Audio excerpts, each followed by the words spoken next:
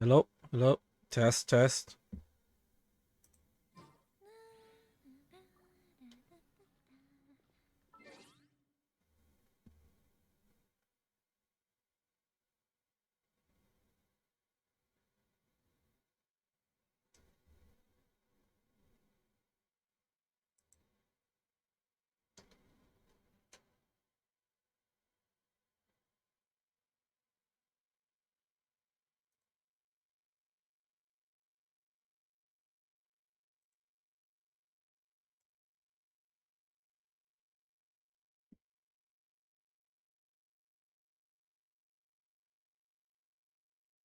All right, I'm Ziggy, and today I'll be playing through Furina's quest. Let's just jump into it.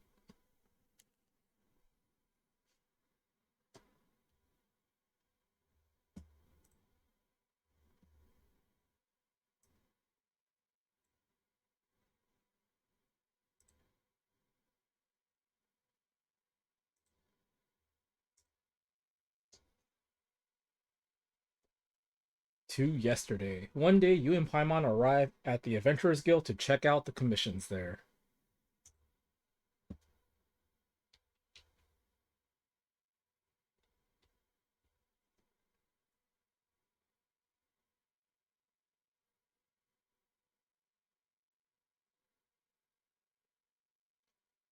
You didn't have to be so direct.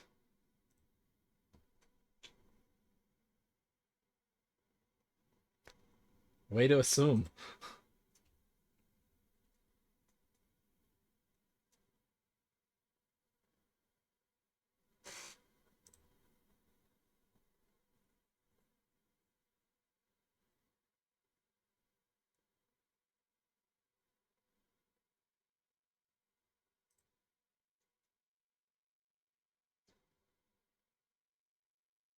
Were you just kidding?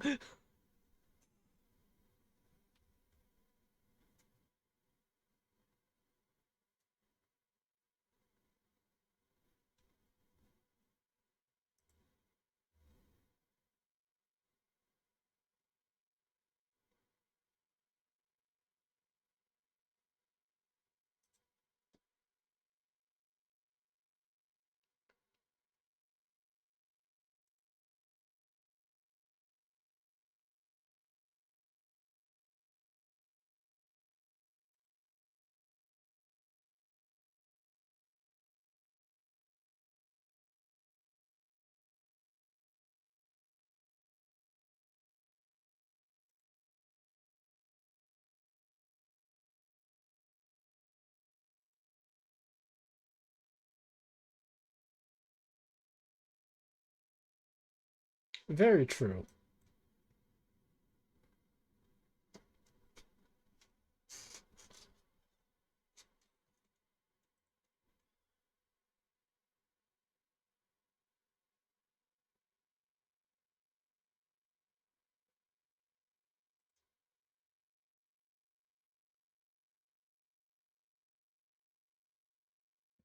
Got it. We'll talk to him.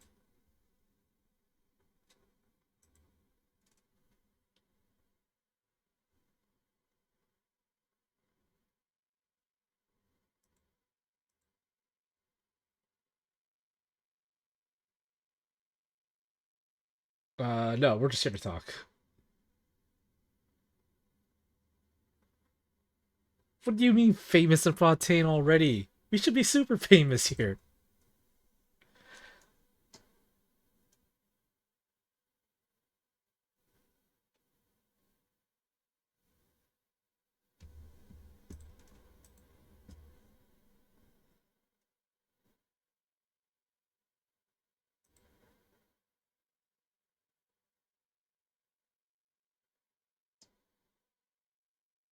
Can't you cover the budget for a new actress with ticket fees?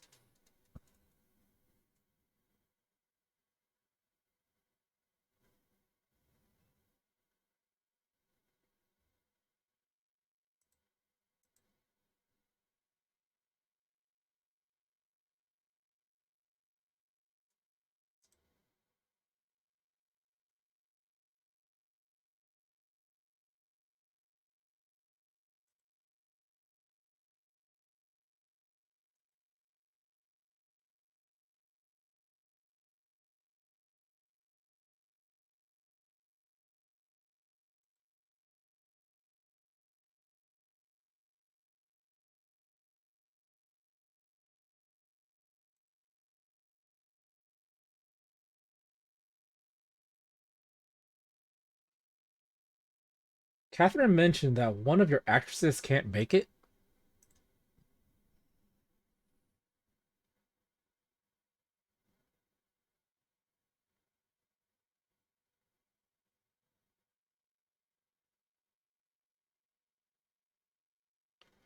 What's with all the chronic illnesses in this game?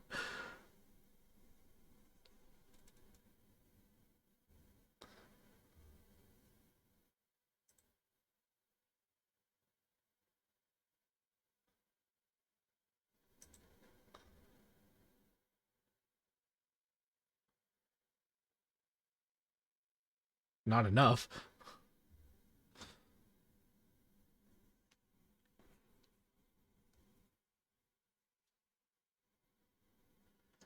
Mora isn't the biggest problem. How do we find someone who's a good fit for the role?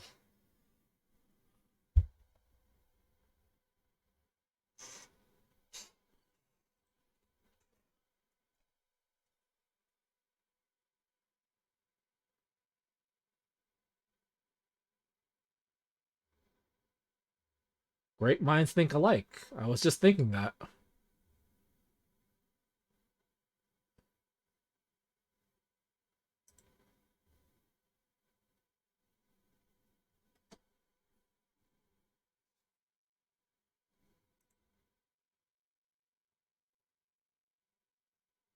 Furina.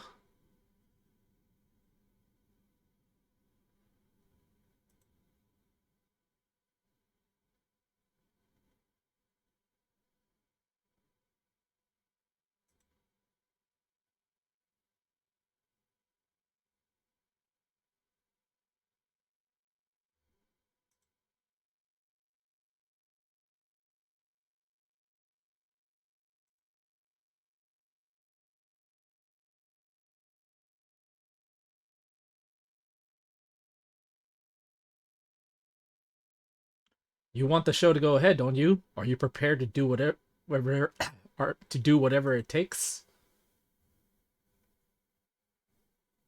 But what?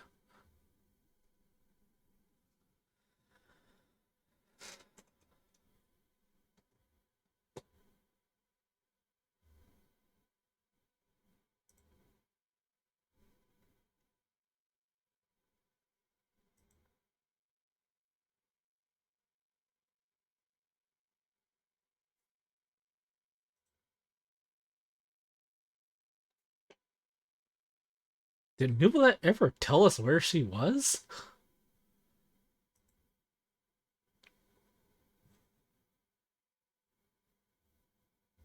Let's go. It'll be good to check in on her anyway.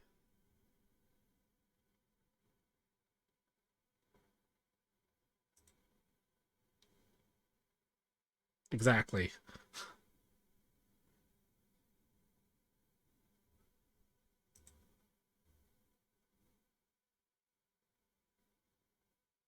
Why do you have her address?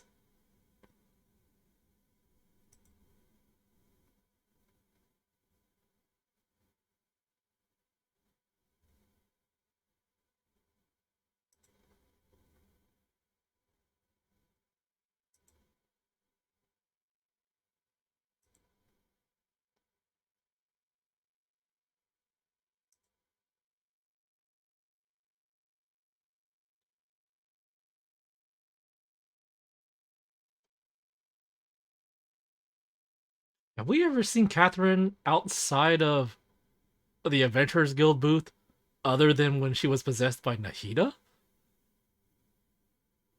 Yeah, it's probably nothing. I'm probably overthinking it. No game sound. Not even vocals? Just no sound at all?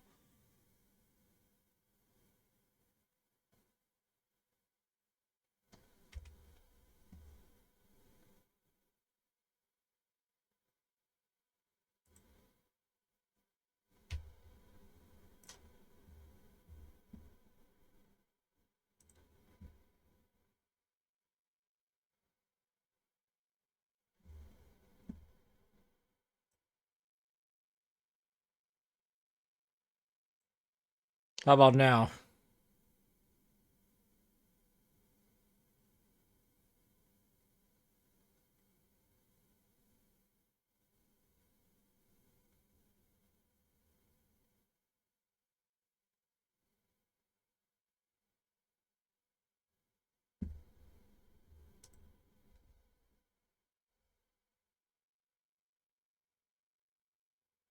Any sound now?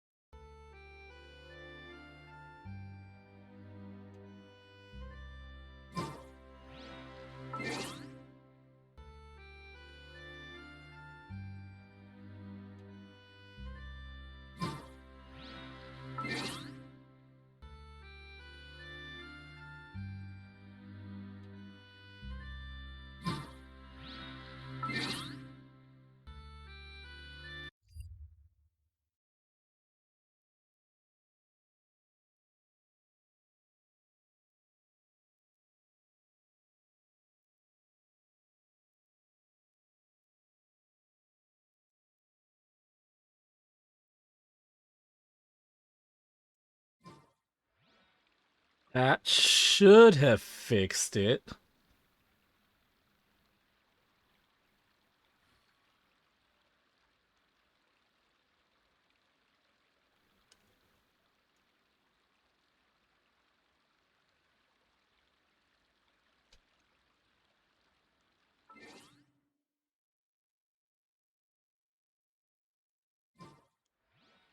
The sound working yet?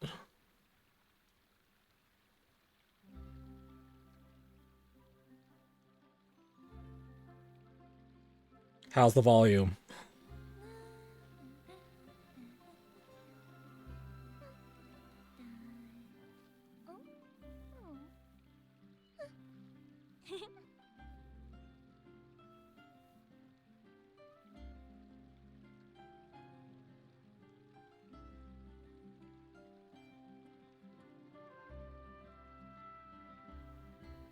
If we've got nothing else to do, why don't I tell you a story?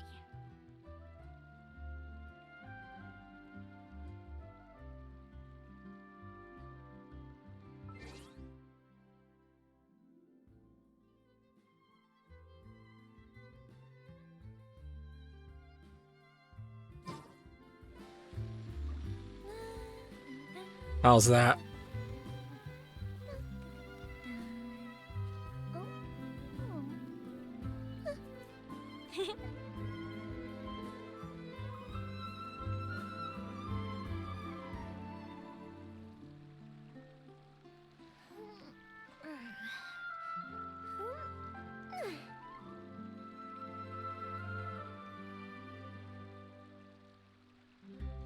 Alright. Sounds good to me.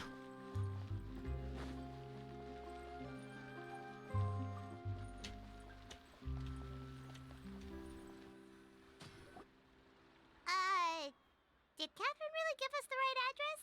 She lives here? Not that there's anything wrong with this place, it's just, a bit of a step down from the Palais Marmonia. Well, she's not the Archon anymore. You know, it's common courtesy to make sure the homeowner isn't in earshot when you're denigrating their abode. Wow, she sounds so tired. Okay, when did popping out of thin air become all the rage? First Catherine and now you? You pop out of thin air all the time. I was just out on a shopping trip. I ran out of macaroni, so I went to grab a few more bags. Oh, is that where the macaroni meme comes from? I used to have a much wider range of choices when it came to food. But now I'm finding that simple, traditional home cooking can be quite delicious too. Don't you get sick of macaroni every day? Not at all. As long as you have different kinds of sauces in, you can have macaroni and tomato sauce one week, macaroni and bolognese the next. Oh, sounds like you're really struggling to cope. Is it because you have to do all your own cooking now? How rude! Questioning my cooking skills. The audacity! Well, at least you're not like A. It's not like I have a very eventful life these days. Actually, I barely leave the house. So I don't see how it's unusual that my meals are a little simpler now too. Besides, I'm sure I could master dishes like la lettre fossilor or blubber profiteroles in no time, if I felt so inclined. Ah, there it is. You don't know how to cook. Not yet, maybe, but... Anyway, what are you even doing here? I do hope you didn't come here just to ogle at my fall from grace. Let me first be clear that I'm not taking guests at this time. So if you're just here to clown around, then please be on your way. Shoot! Hey, we were on your side until you decided you didn't want to help. Sorry! We're sorry! Please don't be mad! Paimon was just showing concern for your well-being. Yeah, exactly! What the Traveler said! Paimon wasn't trying to make fun of you. Hang on a sec, you weren't exactly holding back either. That's not important. We actually came here to ask you for your help. My help? Well, maybe you're forgetting that I'm no longer the mighty Hydro Archon. I don't even have a vision, you know. Don't worry, it's nothing that serious. It's just very specific, and you're the one with the power to help. If not you, then no one. You're the only person for this job. Well, if sure about your attitude just now. So tell me, what specifically makes this matter so specific? You tell Furina about the troop's plans for its final performance. I see. I knew you couldn't have come all this way just to amuse yourselves at my expense. After all, I was once the brightest star in all of Fontaine, well versed in all the various performing arts. A mere musical is well within my capabilities. But given the present circumstances, I'm afraid I must regretfully decline your casting request. How come? It sounds like this would be a breeze for you. True, but I have made a decision to retire from the stage. Although I am no longer required to play the role of the Hydro Archon, the time I spent inhabiting that character has left an indelible mark on me. Centuries of pretending to be a different person changes you completely. I'm not the same person I once was. Of course, that can't be undone now. It's too late, and I have no intention of reinventing myself all over again. But at least I can say that I no longer desire to play any new roles. So that's how you really feel. Paimon can understand, but this is just a one-off part to fill in for someone who's sick. Surely that's okay. Whether it's a one-off or not, it's a boundary that I've committed to no longer cross. If I make an exception to the rule now, I'm just leaving a back door for myself, which would be the same as not having a boundary in the first place. So I'm not going to perform, and that is that. Okay, guess there's no convincing you. Well, is there anything else we can do to help out the troupe? Otherwise, they'll just have to disband without any fanfare. Do you know any other actors who might be interested in the role? Nope. Short and to the point, okay. I've never been great at maintaining relationships. Besides, anyone I've ever worked with probably couldn't wait to get rid of me. Since I'm just an ordinary person now, they'll probably just laugh in my face if I go asking them for help. You shouldn't assume the worst of people. What's wrong with what's wrong with making one exception? Look, I'm sorry, okay? I'm sorry I drew a line in the sand without thinking about every possible grain on the other side. Well, is there anything else we can do? This performance really means a lot to the guy we're working for. Have I not made myself clear? You're barking up the wrong tree. I don't want this job, nor do I know of anyone else who would. Sorry. I didn't mean for that to sound so harsh.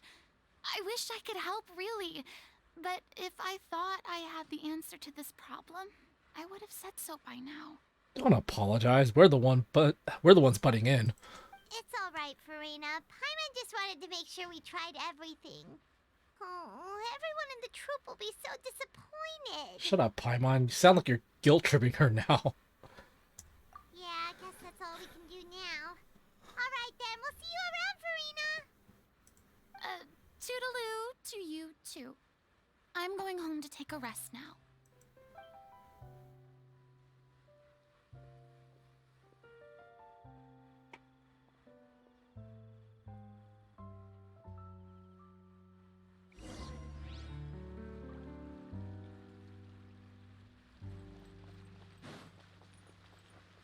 It's too bad, but we have to respect Furina's decision.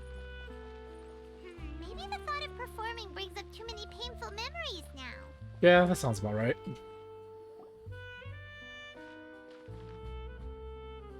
Huh? What's going on? Are they arguing? That's besides the point. I'll ask you again. Why did you start looking for a replacement without my consent? When did I tell you I'm going to take a step back? You didn't need to say it. We've known each other for how long now? We know the signs. But you never tell us about your illness, even when it's clearly flaring up. And that gives you the right to make a decision on my behalf? What depends. What's his role? If he's the director, then Probably, since none of you are probably under contract. Shortly after you left, the troupe's lead actress came to the Adventurers Guild. She believes that she's healthy enough to perform. Excuse me, but can you both take a moment to discuss something else for now? The adventurer assigned to your commission has returned. Sorry, I was just dealing with a little misunderstanding. So, how did your conversation with Furina go? Sadly, it's a no from her. We tried to persuade her, but she wasn't having it. She doesn't want to play the role for personal reasons. I see. Well, circumstances have changed a little, so maybe that's not such bad news after all. You see, our leading lady has just informed me that she's well enough to make it to the show after all. Staging the musical with the full original cast was always the dream, of course. Oh, right! Sounds like everything worked itself out then. Imagine if we had managed to convince Furina to join, only for her to find out she's no longer needed. Yeah, she'd be livid. We'd get the scolding of a lifetime. Jeez, is Lady Furina really so harsh with people? Only joking, calm down. So, guess we can consider this case closed now, huh? Despite the fact that we failed to complete the commission, we were still racking our brains for ideas on the way back here.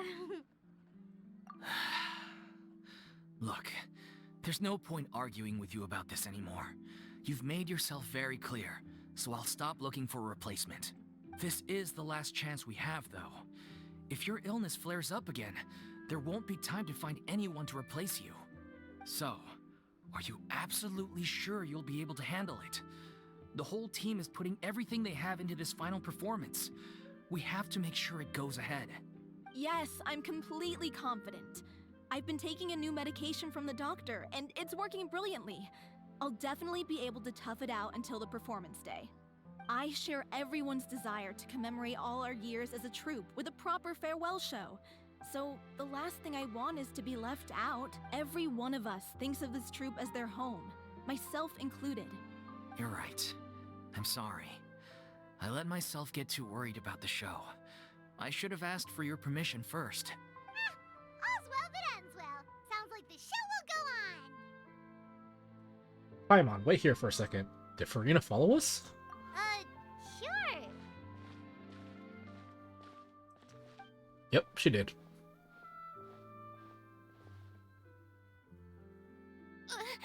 Hey, how did you... I was just passing by because I realized I forgot a couple of items on my shopping list. All right, I'm coming. No need to drag me.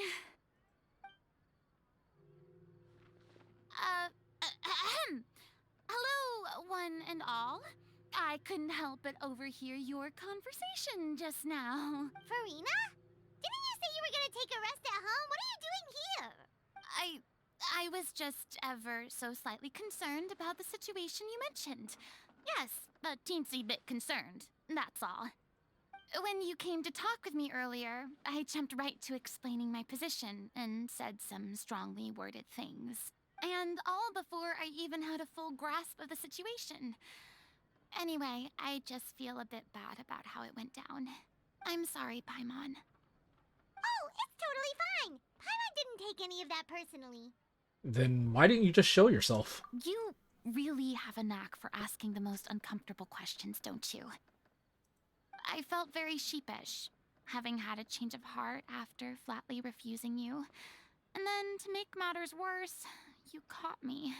But in any case, it sounds like the issue has already been resolved. Yeah. When they said they were gonna ask for your help, I almost had a heart attack. I mean, how could we be worthy of having Lady Furina star in our show? There's no need to think like that, and no need to keep addressing me as lady. Just Furina is fine. I was wondering, if this troupe is so important to all of you, why does it have to disband? If the difficulties are purely financial, then there must be a solution. You could put the shows on pause while you look for a sponsor, for instance. Everyone seems so devoted to the troupe. I'm sure if you keep chipping away, you'll find a way through. We all want to believe that, but some things are just beyond our control. everything's been going downhill ever since we lost our director. She was the heart and soul of our troupe. She kept us going. Her name was O'Reilly, and she was the founder as well as the artistic director of our troupe. And tragically, she was a victim in this serial disappearances case. What? That's actually how I recognized these two. It was all thanks to their efforts that the true culprit was brought to justice. But still, no sentence can bring our director back to us. She was a loyal fan of your performances, Miss Furina. They were what first inspired her to get into musical theater.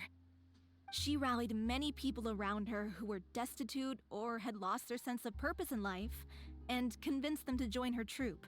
She wrote her own scripts, acted on stage, and mentored each and every one of us. People loved our performances back then. We seemed to be going from strength to strength. Things were really looking up for us. And then disaster struck. Yeah. After that, the entire troupe fell into disarray. None of us know anything about script writing, let alone how to handle the business side of things. We've been doing the best we can. But despite our efforts, things are slowly but surely falling apart. It's agonizing. But ultimately, we'd rather end things now on our own terms than stick it out to the bitter end and watch all our dreams turn to dust. Oh. That's so sad. What a terrible waste. A gifted artist from humble beginnings who achieved so much and no doubt had much more to give. And then her life was so cruelly taken. I suppose it's fair to say then that this final show, besides being your farewell to the stage, is also your final gift for her? Yes, exactly. We all miss her terribly. I shouldn't have put that there, because now it just looks out of place in this. Well, good thing I followed the traveler here. After hearing this tragic tale, I can no longer stand by and do nothing. Furina? Is that going to be a thing from now on? Furina? I know what you're thinking, but I by no means plan to cross the boundary I've set for myself. Besides, they're no longer looking for a replacement anyway. I can, however, provide some artistic guidance from the vantage point of a highly experienced audience member. But only if you feel this is something that would help, of course. Oh, most definitely. We'll take any guidance that you can give. We unfortunately don't have any budget for a consultant, though. Will that be a problem? I don't need any compensation. All I'd ask in return, if you're willing, is that you tell me some more about the life and work of your late director. Something I've begun to realize since my departure from the Opera Epiclese is that there's a lot you don't see when you observe everything from on high. The law only judges criminal behavior and does not weigh human emotion. The court's verdict can settle the question of criminal liability, but what about all the unresolved emotions of the parties involved? What happens to them? A verdict can bring emotional catharsis. They come pouring out and flow away into infinity. An interesting answer. But if you ask me, I think all emotion shall ultimately return home to the heart and slowly settle with the passage of time. Take, par exemple, how this troupe pines for their late director. Things such as this I have never witnessed before, and so I should like to observe, perchance to understand.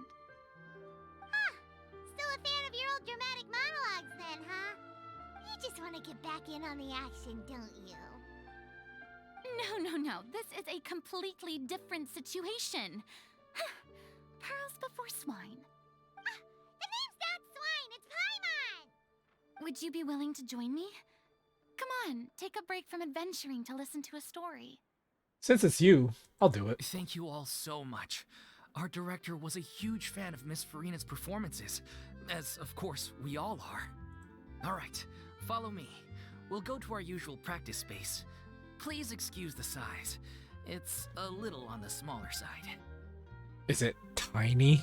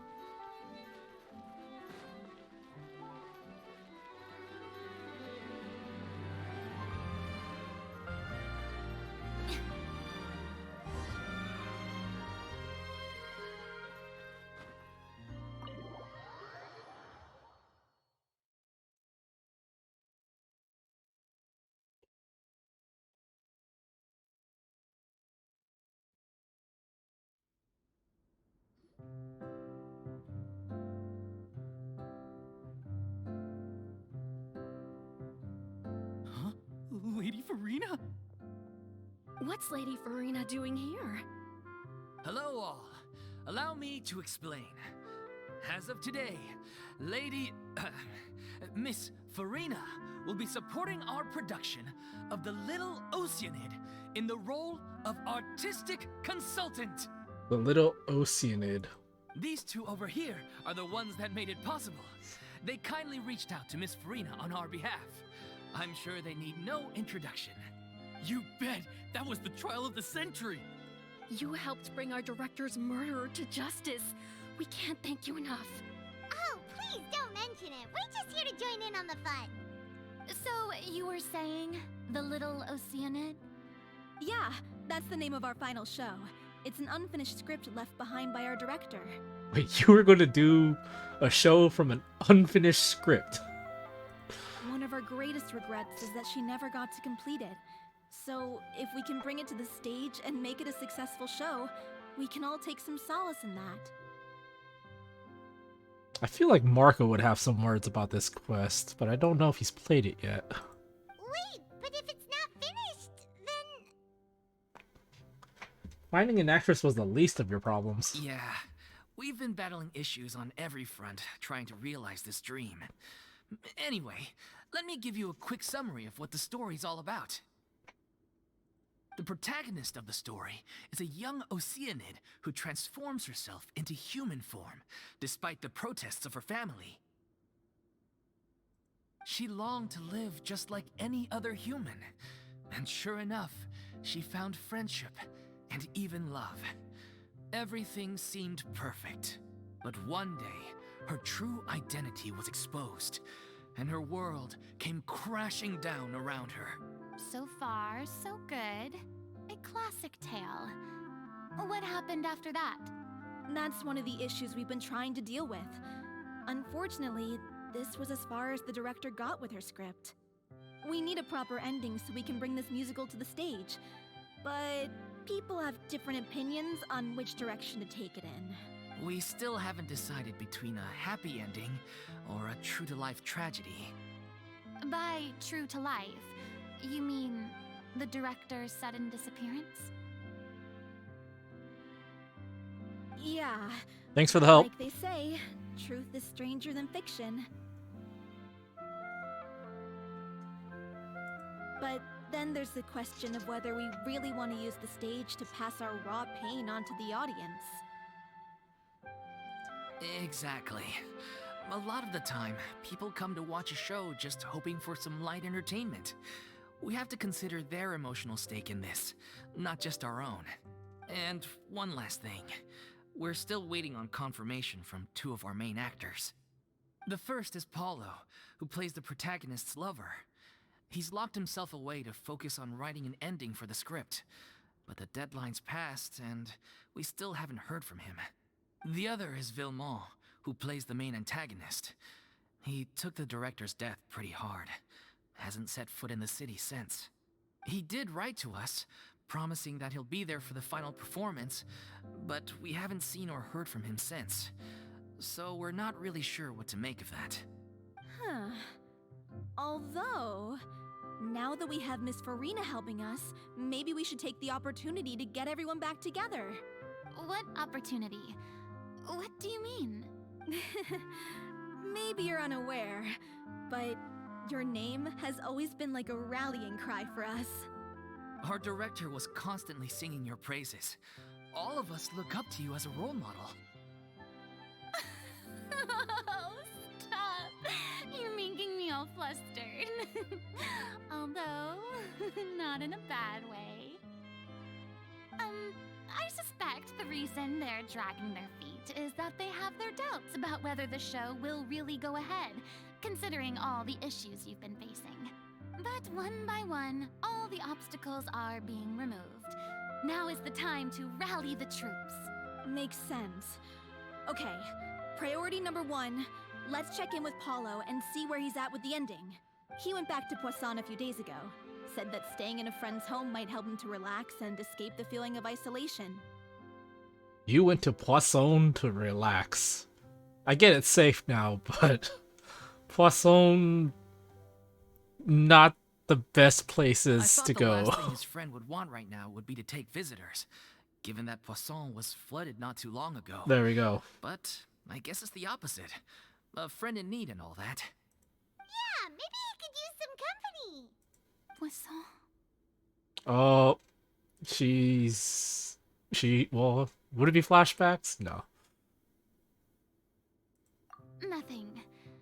I suppose my presence will be indispensable if we are to restore his faith in the show. So, allons-y.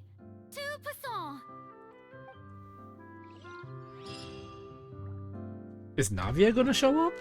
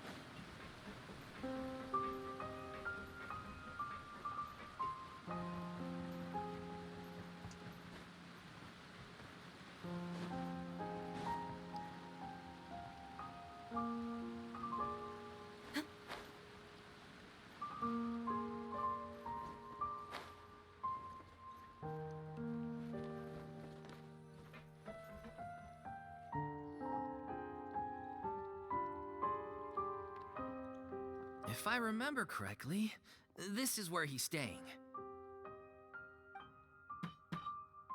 Who is it? It's me. Is the script ready? You came all the way here for that? Alright. Forget that for now. Just come on out. We've got some great news. Nice try. Look, just give me some time, okay? I'm just wrapping up this last part of the script. I'll be out once I'm done. Okay then. Looking forward to your masterpiece. So, as expected, he's missed the deadline. The ending is one of the most important parts of the show. It's the most important part of any show, not specifically this one. Even once he's done, it isn't final until we've all had the chance to read through and make sure we agree on it. Someone told me they just seen Oh, you she in does show Poisson. up. I assumed it was a case of mistaken identity, but sure enough, here you are. And Furina, too. I was wondering if we might run into her. So, you're here for Paolo?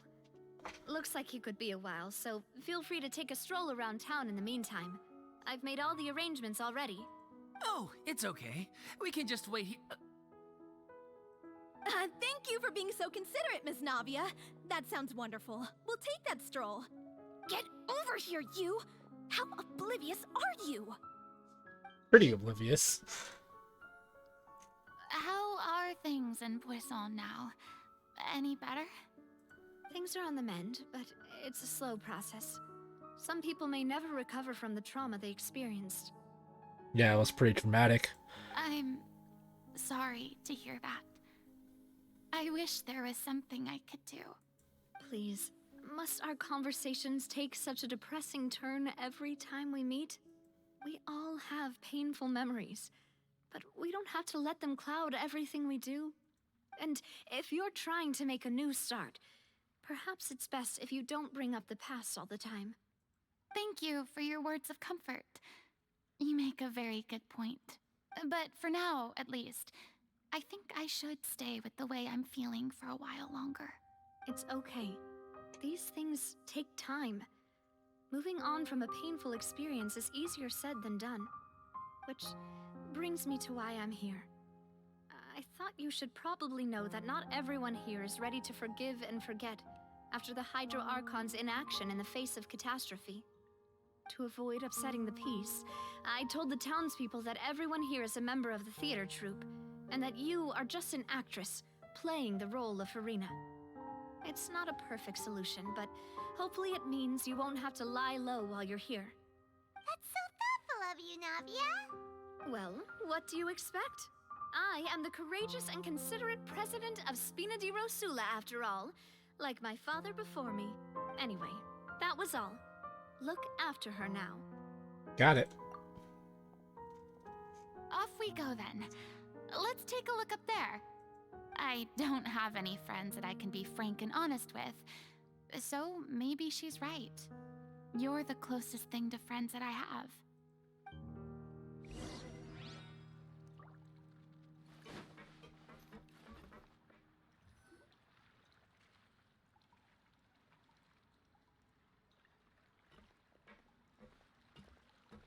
That doesn't look good.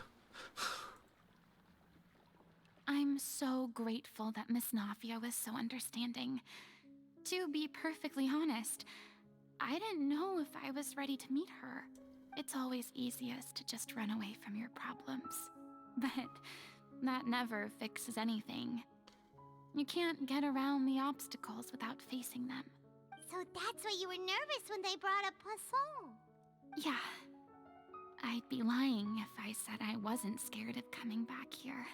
Still, I felt it was something I had to do. As I was saying before, I want to see for myself the things that I never could in the past. I'd be overjoyed if the people here could find it in their hearts to forgive me. But they're more likely to unleash a tirade of vitriol against me, which, of course, I completely understand and accept. I'm sure some people didn't buy Navia's lie. Yeah, I can tell people are watching me. I'm sure some people here see the idea of someone coming to Poisson dressed as the Hydro Archon as extremely disrespectful. I used to be terrified of the gaze of other people, especially when they had suspicion or resentment in their eyes. I guess I wasn't quite ready for this after all. I'm not surprised you're making yourself go through all of this. Maybe you've taken on a bit too much in one go. I can't let myself see only the things I want to see. How would that make me any different from before? Look! There seems to be a crowd gathering over there. They're not staying quiet either. Probably time we made a move. How about we check out Spina di Rasula's ship? We should have a view of the whole of Poisson from there.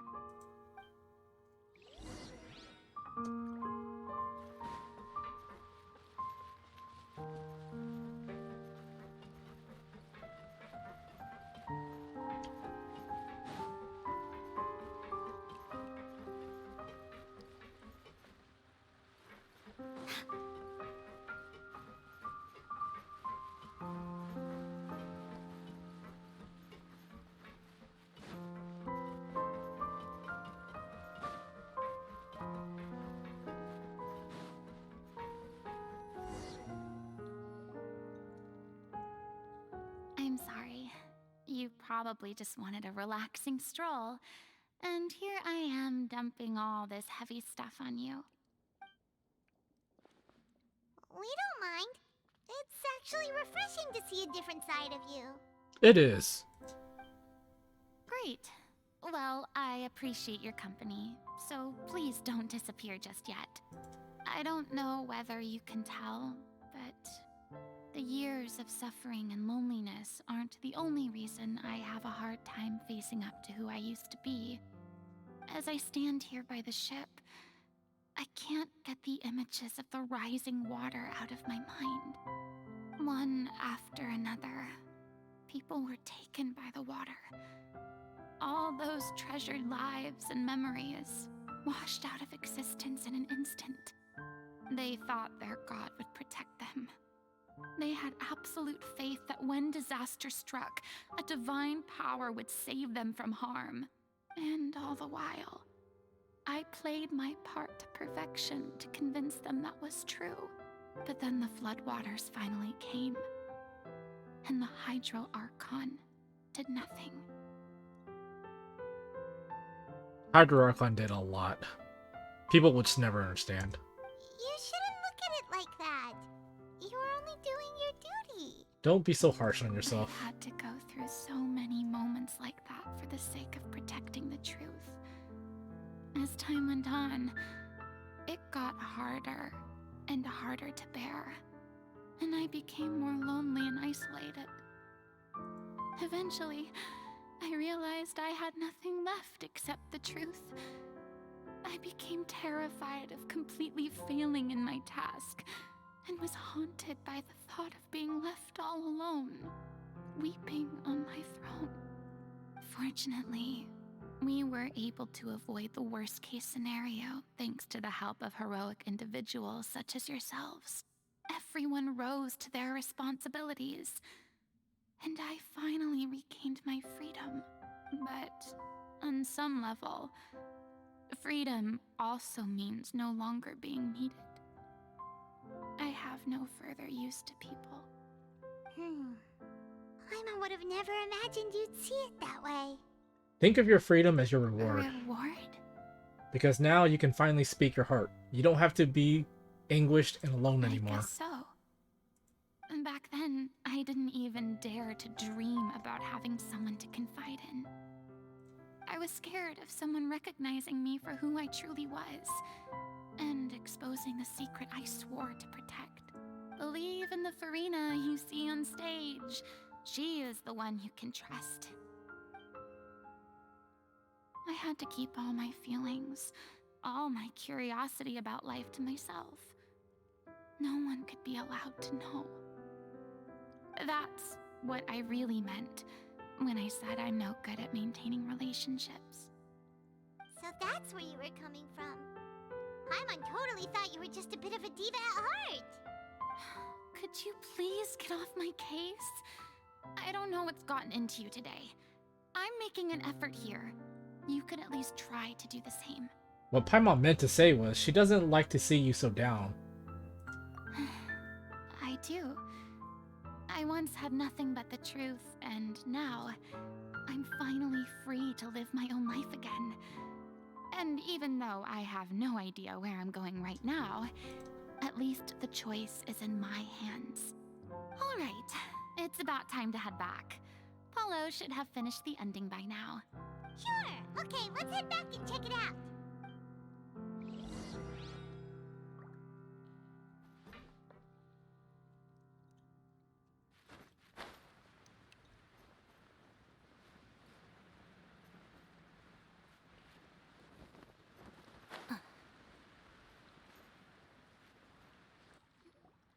Didn't you say you needed to watch what you eat? You're supposed to be cutting down on fried foods, not wolfing down copious quantities of fish and chips, you know? Come on. It's not every day we get to dine at Spina di Rosula's expense. Can you believe how generous she is? I'm not about to pass on free food. Anyway, my character doesn't need to be slim and good-looking. That's your job. Are you kidding me right now? It's not your character's health I'm worried about, it's yours. I've spent my whole life battling the effects of ill health, and it kills me to watch you willingly ruin yours by filling yourself up with junk all the time. She got a point. Oh no, looks like they're arguing again. We're back! Could you maybe put your differences aside for a moment? Ah, you're back. We've been enjoying Spina di Rosula's VIP treatment in your stead. Paulo's nearly done. We shouldn't have to wait too much longer. Great! So you were discussing your characters, right? We heard she's playing the Oceanid who turns into a human girl. What about you? Me? I'm an Oceanid too. He was originally supposed to take the form of a crane, but he outgrew that role. Well, the costume at least. So now he's playing the boar instead. The boar's not a bad character, actually. He's the one who raises the little Oceanid, yes? That's right. He has some pretty memorable lines too, like when he imparts some solemn words of wisdom to the little Oceanid. If you become human, you can reveal your secret to no one. You will face suffering and loneliness. Is this truly what you want? Wait, that sounds kind of familiar. It's the most important line in the whole script. I think it's a symbolic statement about our director's life and legacy. She kept quiet about all the trials and tribulations she faced in running our troupe, allowing us to devote ourselves fully to performing. It was only after she was gone that we realized how tough her job really was. You mentioned earlier that the troupe is like your home. Yeah. I was born with an incurable illness, And once my family found out it couldn't be treated, they decided they didn't want me anymore. Wow. That is so messed up. I spent some years taking whatever work I could find and trying to manage my illness with various medicines. But whenever I had a bad flare-up, I'd be lying in an alleyway for days at a time. It was like that until the director found me one day. She told me I had a great voice and asked if I was interested in studying singing from her. I said yes. She took me under her wing, taught me to both sing and act, helped me find Mora for my meds, took care of me when my condition decided to flare up. I know it was all a huge burden on her. She sounds like a really incredible person. She really was. She gave everything she had to her troupe and the people in it. All of us were so proud to call her our director. I was a lost child too when she found me. As the child of a murderer, my parents weren't around when I was little, so I got sent to an orphanage. The other kids were always picking fights with me. They'd say things like, "Come on, you must be pretty tough if you're the son of a murderer." It was just to taunt me, though. I was an easy target, and they knew it. One day, I got beaten up so bad that I just couldn't take it anymore, so I ran away. I lost all faith in humanity by that point. Thought the whole world was out to get me. Let me guess. Fortunately, the next person you ran into was the director. Yeah.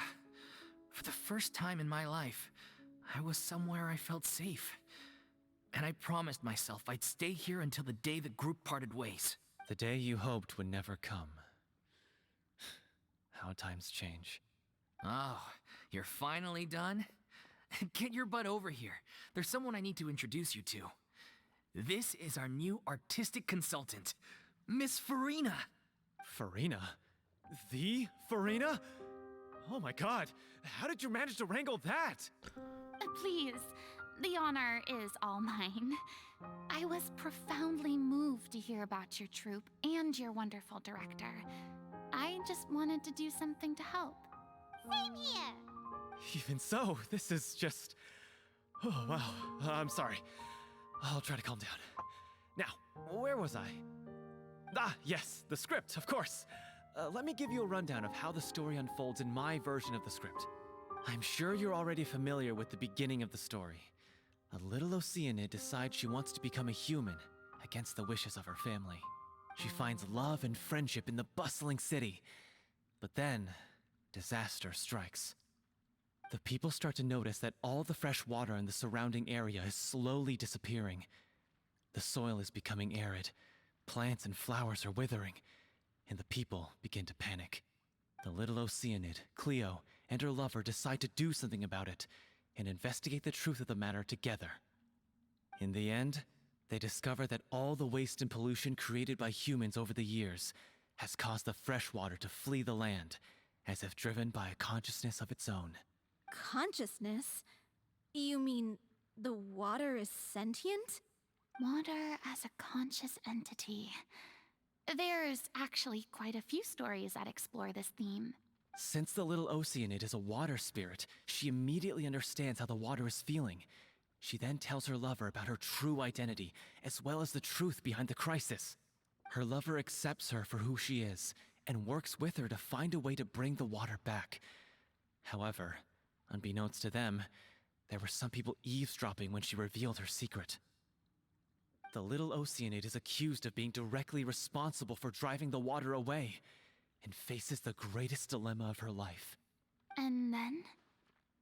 In the end, she makes the brave decision to sacrifice herself to save her lover, and the rest of humanity. Huh?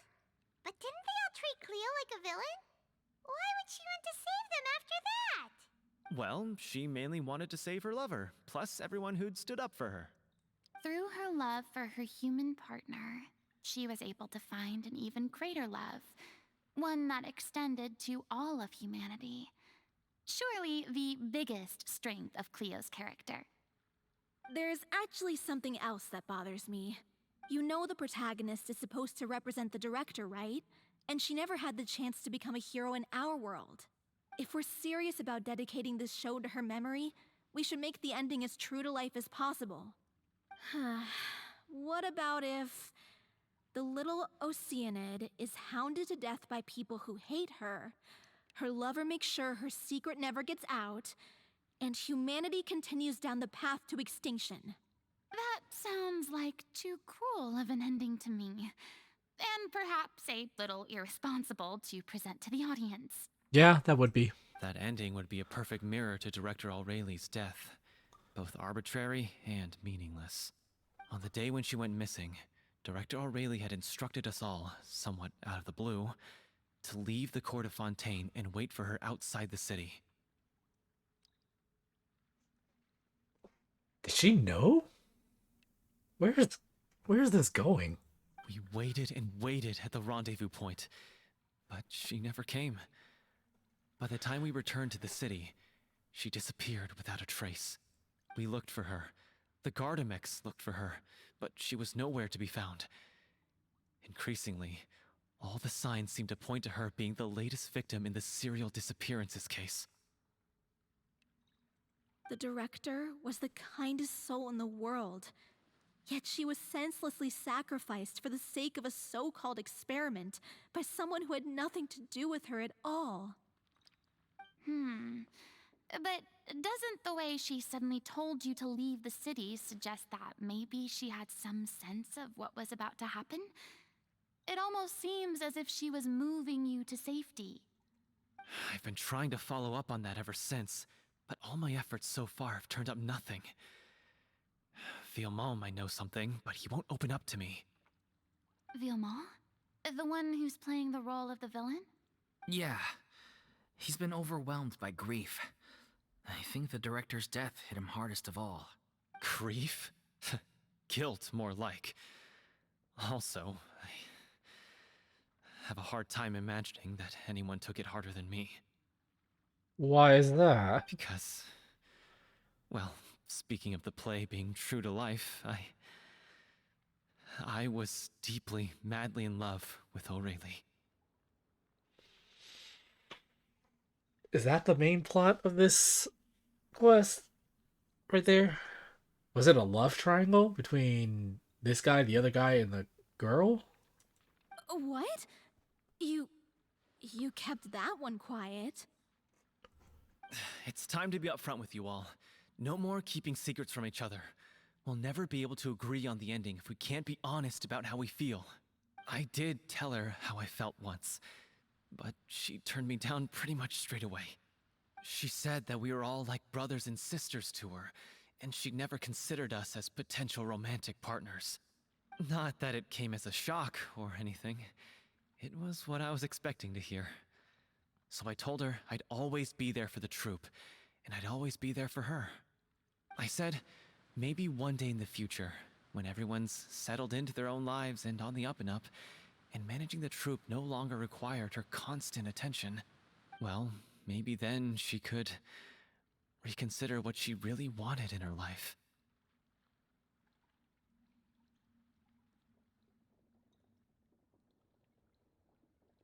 Just gonna say it right now. I'm probably wrong. I hope I'm wrong. But did this guy sell her out to Marcel? And now, Is this guy actually that guilty? day will never come. Paulo. So if I'm the one writing this ending, then I'm gonna make sure it does right by Aureli. I won't let anyone get in the way of that. In that case, you have to straighten things out with Villemont once and for all, face to face.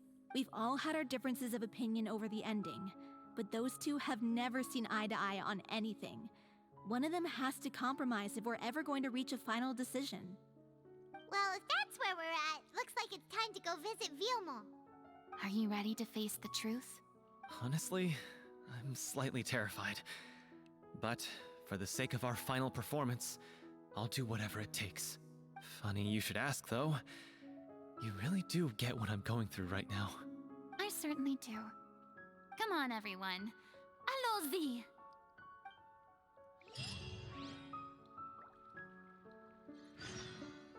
Look for Vilmont.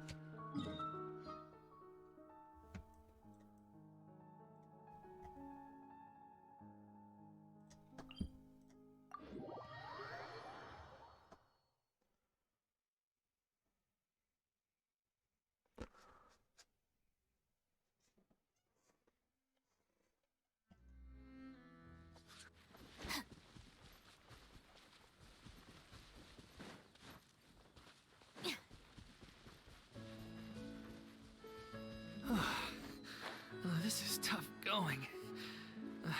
Delphi, are you sure you can manage in your condition? I could ask you the same question. Try to keep up.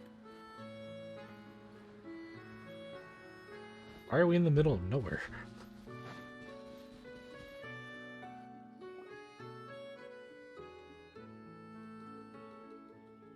Ugh, as if this journey wasn't tough enough already without a roadblock. Don't worry, we should all be fine with the traveler here. We don't need to take a detour. Wait, why are you all looking at me? You're not seriously expecting me to fight, are you? We're just curious, that's all. I don't think anyone's ever seen Furina in a fight before. Yeah, but don't you remember why? The Hydro Archon willingly gave up all her power so it could be converted into indemnitium. Miss Furina said so herself. Precisely! And I'm not even the Hydro Archon anymore, so all my power is gone anyway.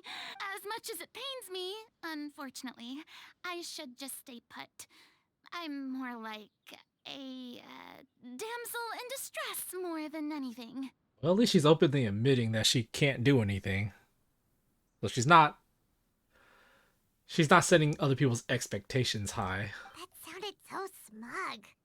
Ugh, secondhand embarrassment is unbearable. C'est la vie. C'est la vie indeed. Alas, I am forced to watch on helplessly as a more brave and seasoned adventurer than I swoops in to save the day. You didn't have to say that, though. Aw, too bad. I was so pumped to feast my eyes on fight mode Furina. Sorry to leave all the heavy lifting to you. Don't worry, piece of cake.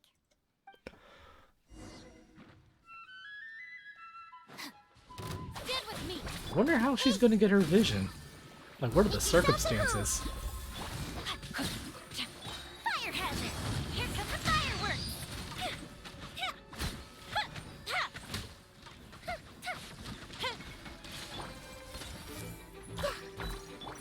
No, my soul! Rain cutter! Our bond is strong!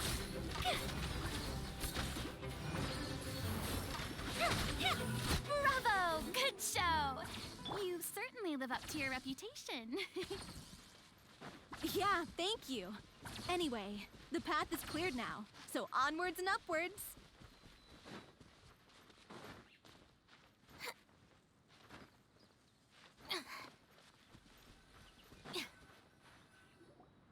Vilma, are you there? Huh? Oh, it's you guys. Wait, what's Lady Furina doing here? I can explain. We've been rounding up the whole troop. We now have everyone except you. Dolph explains the whole sequence of events so far.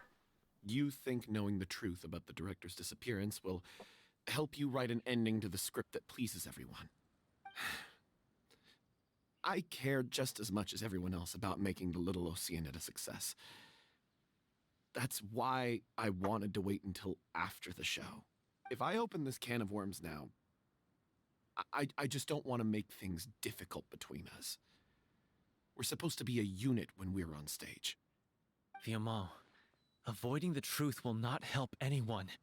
Unless you mean to suggest that Aurelie's death had something to do with you. I don't want to talk about it. Listen, Vilmont. I used to think that my love for Aurelie was a point of shame. I never brought it up to anyone. But now, I've made up my mind to put it all on the table. I'm prepared to face everything, to sacrifice everything for the sake of the show. The Little Oceanid cannot be complete unless we do justice to Aurelie on an emotional level. This is why people think of you as not being the smart one. As you all know already, the troupe was kept afloat not from ticket sales, but donations from the audience. Of course, that was nowhere near enough. We took on side jobs when we weren't performing, but even then, the troupe's financial situation was pretty dire. So, anyway, one day after a show, a merchant came to me and offered us a huge sponsorship.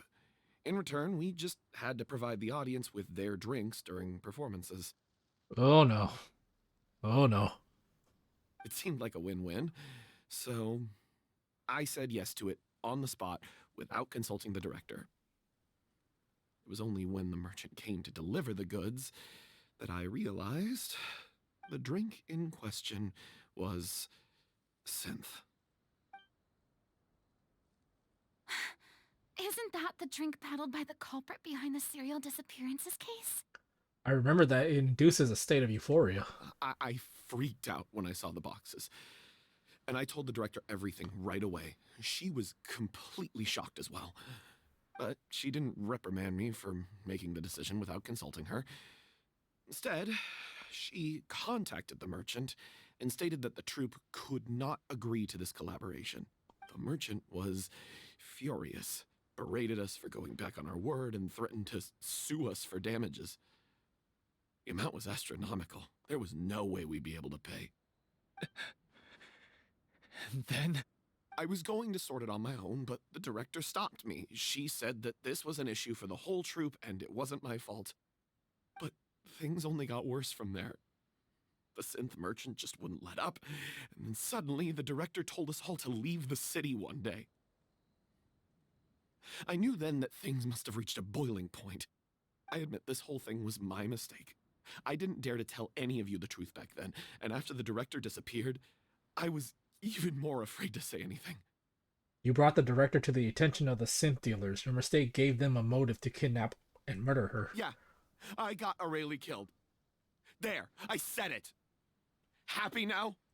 Hey, don't say that. You traitor! You knew Aurelie was in danger. Why in God's name didn't you tell us? What do you mean? You were afraid? This was a life and death situation. We could have saved her. How could you be so stupid?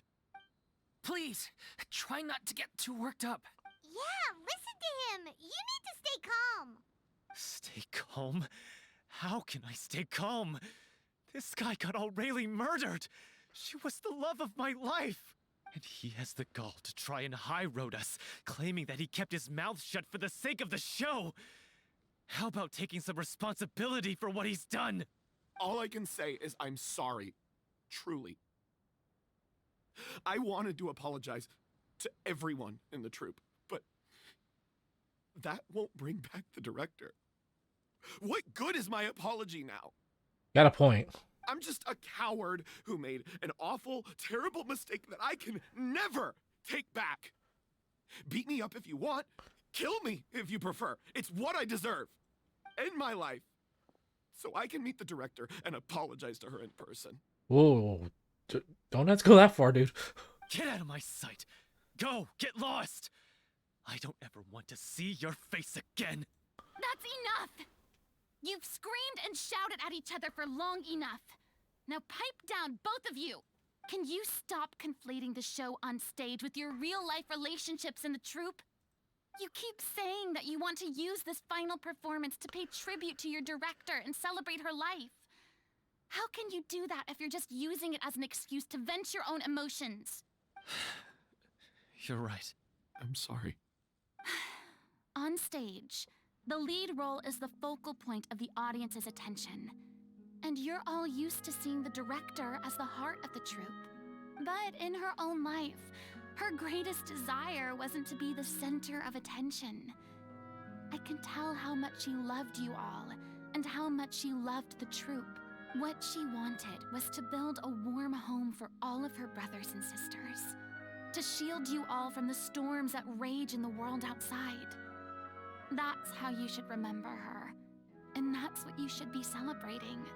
I understand why you're trying to make her the hero of the story, but isn't she your hero already?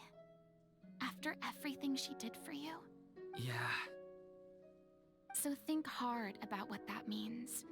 and then think again about what you hope to achieve by arguing with each other. If you really hate each other and can't reconcile your differences, then you could just call it quits now. Why bother with the final performance if the group is already fractured? But you can't bring yourself to do that, can you? You care too much about Director O'Reilly and the home she built you all to let go. What are you laughing at? I don't see what's so funny. Sorry, I didn't mean it that way. It's just that, for a moment there, it felt like our director was back with us again. If she'd seen Paulo and Vilmont at each other's throats like that, she would have scolded them exactly like you did, in that same stern voice. Really? But she sounded like such a gentle person. Of course she was. Even her harshest lectures came from a place of kindness, and it showed. She really was a truly outstanding person. What you said, it really puts everything into perspective. I'm truly sorry. I really meant for this to be a genuine apology, but I ended up making it all about me and my self-pity. It's all right. Let's save all this for after the performance. So, the ending. What are we gonna do about it? Clearly, everyone needs to take a step back for now and reflect on what really matters. When emotions are running high, things get lost in the fray. The end of the story needs to focus back on O'Reilly herself. She's the true star of the show. Might actually be possible to find out more about her fate. What do you mean? Wait, are we going to go to the fountain? The Traveler is right. You once investigated that underwater synth base and recovered items belonging to the victims.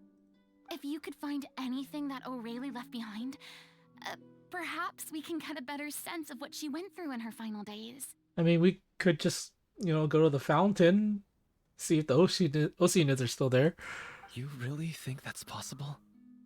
I trust that nobody would object to the ending of the story being based on O'Reilly's true feelings. No.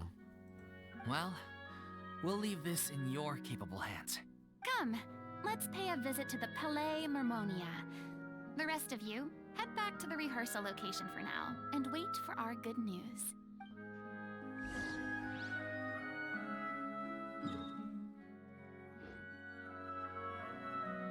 Look for the former troop director's belongings in the Palais Mermonia.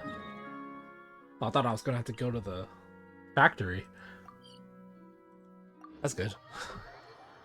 I guess everything would have been confiscated already. Are we going to see Neuvillette? Is he going to have a talk with Furina?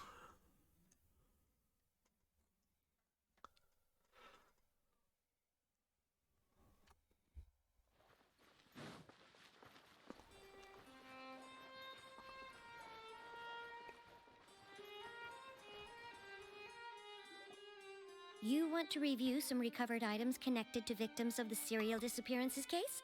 But, that case has been closed for quite a while now. Still, since you were the ones who discovered and submitted the evidence in the first place, you don't actually have to submit an application. Okay, please hold on. I'll have someone dig them out. Sadine sends a staff member to retrieve the box. So, this is all O'Reilly left behind. Just whatever she was carrying on her person and this tattered old notebook. Hey! It's full of script lines! And sketches too! Looks like they show where the different props should be placed on stage. Let me take a look.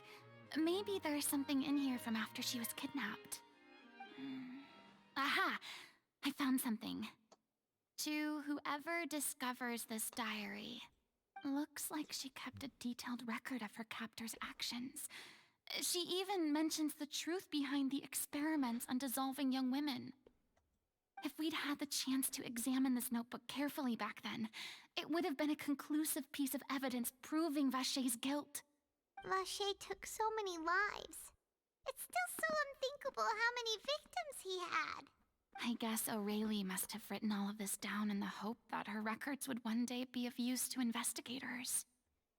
Wait, it cuts off. Something wrong? Her handwriting here gets patchier and more illegible by the line. She probably didn't have much strength left. Her final words are... I'll let you read them for yourselves.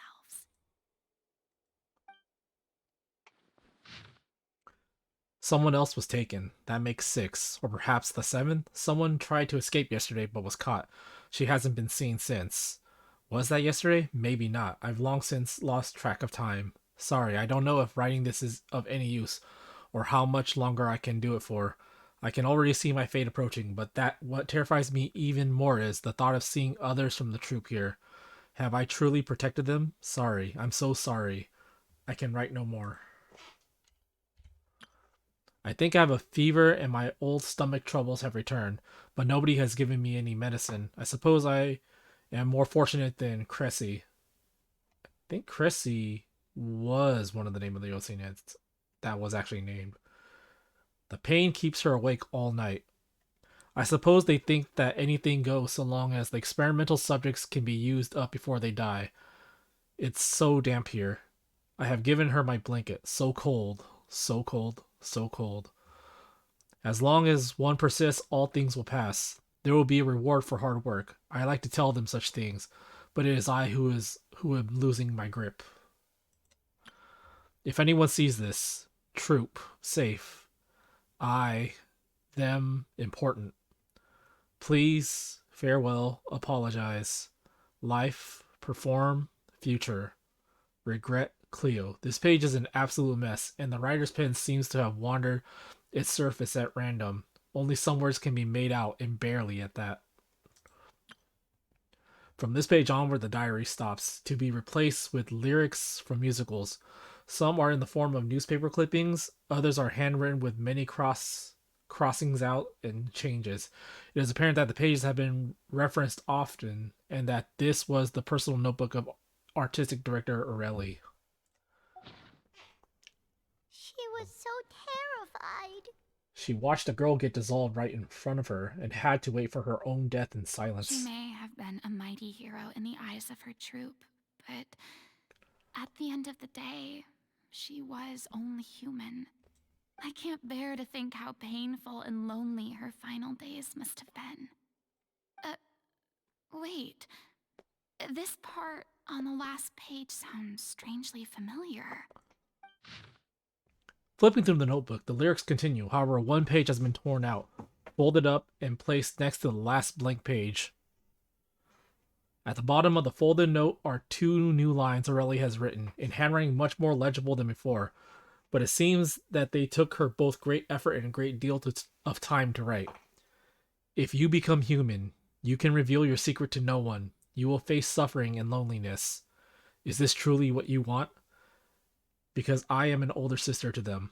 I love them. If you become human, you can reveal your secret to no one. You will face suffering and loneliness. Is this still what you want? Isn't that the most important line in the Little Oceanid? Because I am an older sister to them. Oh. So she didn't regret her decision, even as she sat in silence, waiting for death to come. I'm sure this is what the troop would have hoped to hear as well. She had their utmost trust, admiration, and love, and she truly deserved it. Let's go. It's time for them to learn Director O'Reilly's final thoughts.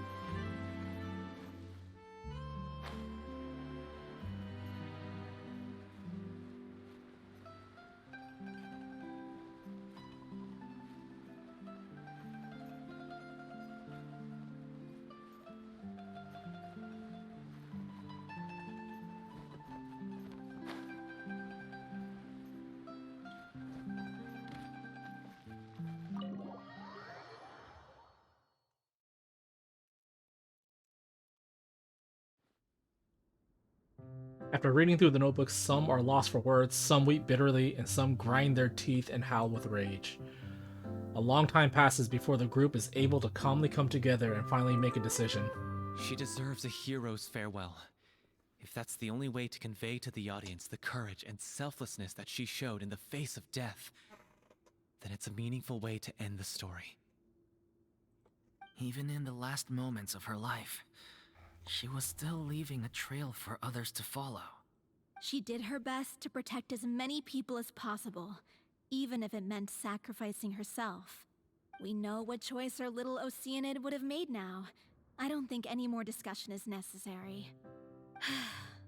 Well, Vilmont, if we put the past aside for now, do you think you can bring yourself to go ahead with the show? I will channel all my regret and put it into my performance, to make this a show worthy of our director. I won't ask for your forgiveness, and you don't need to worry about my feelings. This final farewell show should be about Director Aurelie and her alone. Then it seems like we've reached a consensus. I have a feeling that this will turn out to be the most mesmerizing performance of your lives. Really? How can you be so sure when you've never even seen them perform before? Don't underestimate my experience. After watching a countless number of musicals, I've learned one important thing. If you want to move the audience with your music, you must fully commit and immerse yourself in your role, pouring all your emotion into your performance. And aren't human emotions love, hate, regret, and hope just the most mesmerizing things in this world? I don't believe anybody could be more committed to bringing this story to life on the stage than they are now. Thank you for the vote of confidence, Miss Furina. And thank you for supporting us through all this. Then, let's not delay things any longer. We need to discuss the details of the ending and get it nailed down once and for all. Actually, before that, I'd like to make a proposal. During the curtain call, please allow me to use the director's name instead of my own. Huh? But then... After all, this role was originally meant to be played by the director. I'm just filling in for her. Besides, a role commemorating her life should be associated with her name. Well, if you're sure you're okay with that, I have no objection to it. Now we're talking like a serious acting troupe. Alright, I'll leave you to fine-tune your musical while I go and procure a stage. Procure a stage? Oh, it's okay. Our usual place doesn't need a reservation. That place? Oh, don't be silly. For an extraordinary show, we need an extraordinary stage. By which I, of course, mean the Opera Epiclese. Whoa, wait, what? No. That's never going to work. It's far too fancy for the likes of us. What are you afraid of? Surely you don't think that Aurelie's story is unworthy of the grandest stage in Fontaine. No, that's not what I meant. It is supposed to be your grand finale, right? Believe in yourselves. Go big or go home. I have no problem with it then. How about the rest of you?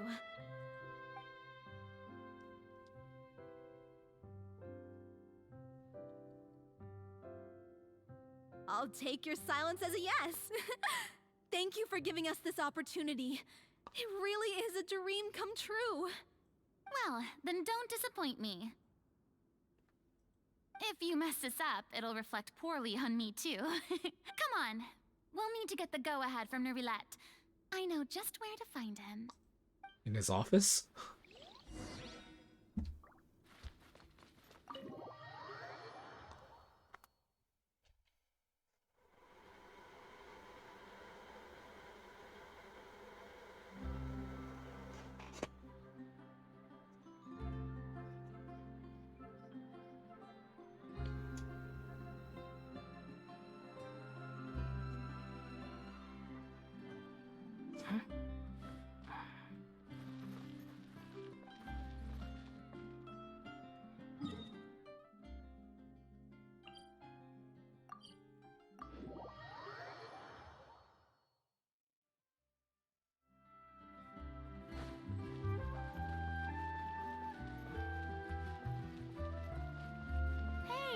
Look at that! Looks like I guessed right. You were just guessing? Of course she was.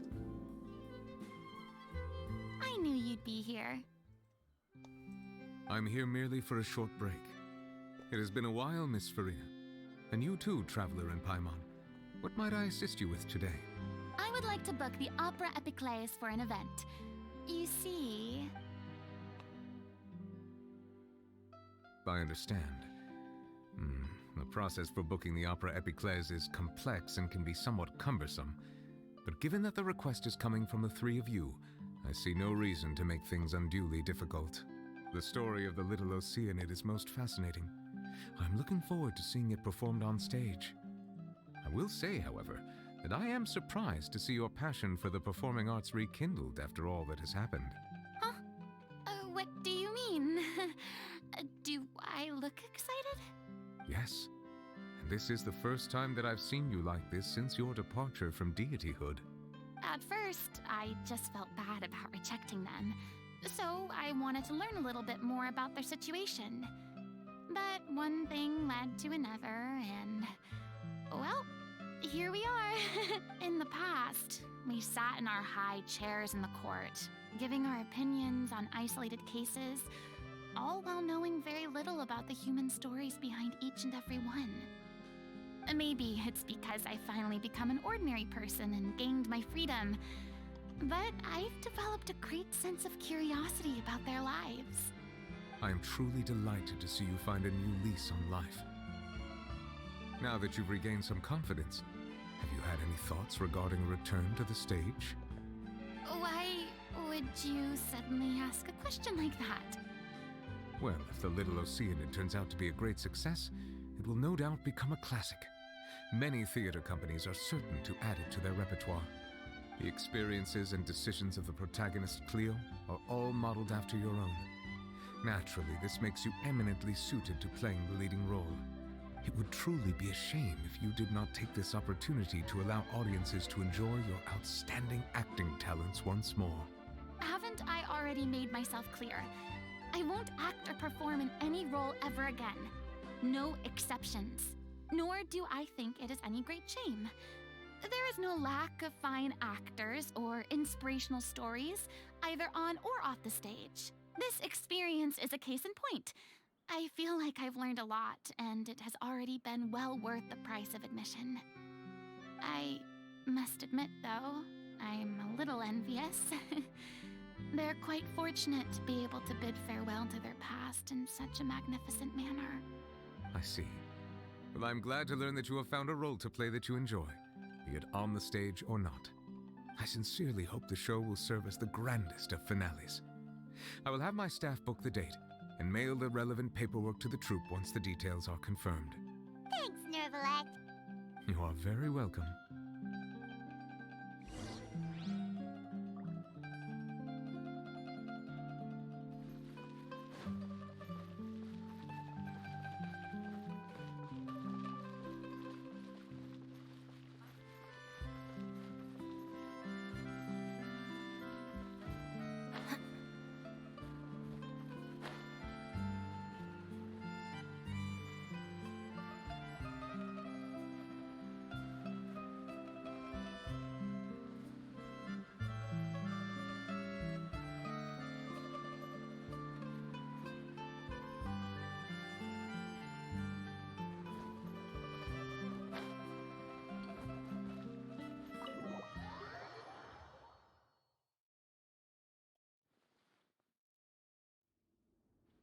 Good news, everyone. It's done. The Opera Epiclese is booked. Thanks to my eloquent and impassioned speech, Monsieur Neuvillette was moved to provide us with a fitting stage for this special performance.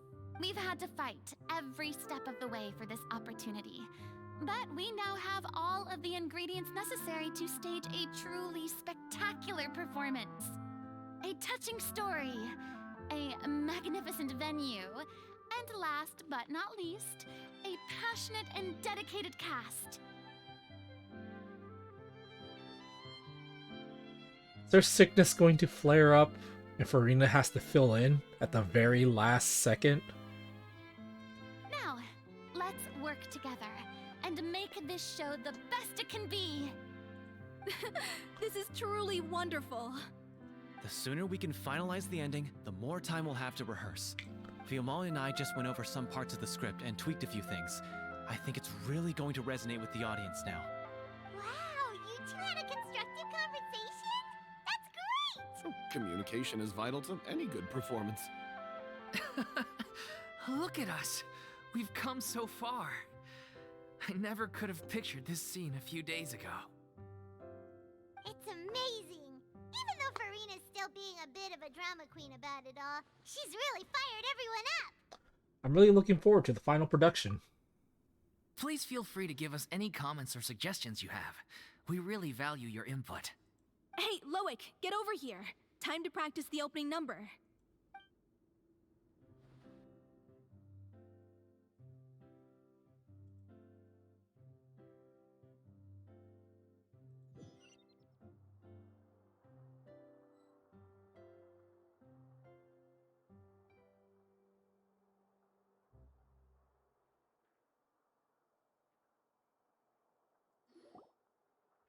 Cursed Cleo. She stole the waters of life from us. She's a fraud, and she must pay for her crimes. This has nothing to do with her. The ignorance and hatred of our people is to blame. How can we hope to win back the water's favor if we don't change our ways? This guy could be useful. Take him hostage. If Cleo wants him back, she'll have to show herself. Leave this place, O little Oceanid, and never, ever look back!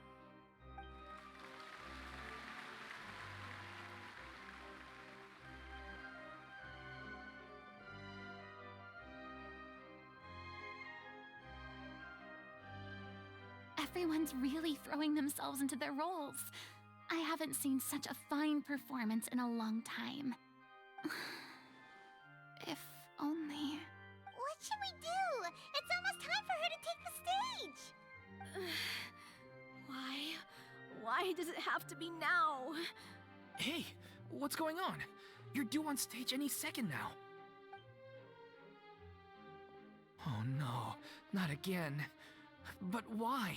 What about your new meds? Did they stop working? They've been getting less and less effective over time. I've had to keep increasing my dose. What? I thought they cure it. So they were only managing your symptoms? I figured whatever it took to get me through this final performance. How could you do this to yourself? And after that lecture you gave me about not looking after my health. I'm sorry. I've let everyone down. You... This is a conversation for another time. How can the show go on without its star performer? Miss Furina, I'd like to make a request of you. Do it. Say no more. If you're sick, you need to rest. I know what you're going to ask. Loic, your character has no more scenes, correct? Oh, yeah. I think my scenes are all done. Although, I do have one more line. But I guess another guy in the troupe with a similar voice register could take it. Why? Please take Delphi back to her place to rest. I'll sing the finale. From the sublime to the ridiculous. After all that, everything's come full circle. Thank you, Miss Furina. I'm so sorry to put you in this position after everything you said. Never mind. What's done is done. It's really my own fault for getting in too deep. No one likes regrets, myself included. Leave it to me. I've watched you rehearse so many times that I've learned Cleo's part by heart. I do not doubt your acting skills, but please allow me to ask just one more question. After all, this show is dedicated to the life and legacy of our director. What, in your opinion, is the reason Cleo shines so brightly? It's her pure heart. Despite all the pain and loneliness she had to endure, she never once stopped believing in the beauty in this world. Well said. I leave Director O'Reilly in your hands.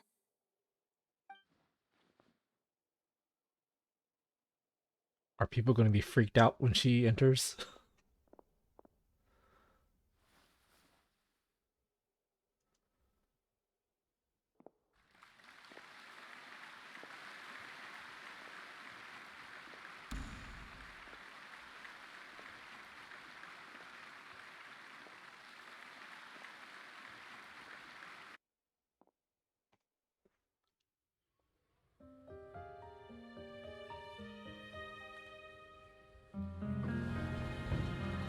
Is she here yet?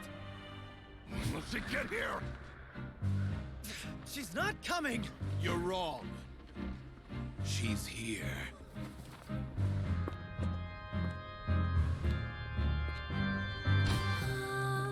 Si je pouvais vivre dans l'eau, le monde serait-il plus beau? Me pardonneras-tu, ô chère mère? L'eau dans son courant fait danser nos vies, et la cité elle nourrit, ainsi que toi, mon doux amour. But what about your wish? My wish.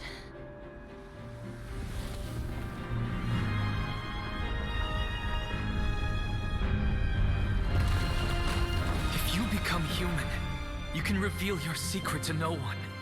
You will face suffering and loneliness. Is this truly what you want? Le grand amour ne suffit pas, seul un adieu fleurira. C'est notre histoire de vie, douce et amère. Moi, je serai toujours là, à voir le monde et sa beauté, et ça ne changera jamais, jamais.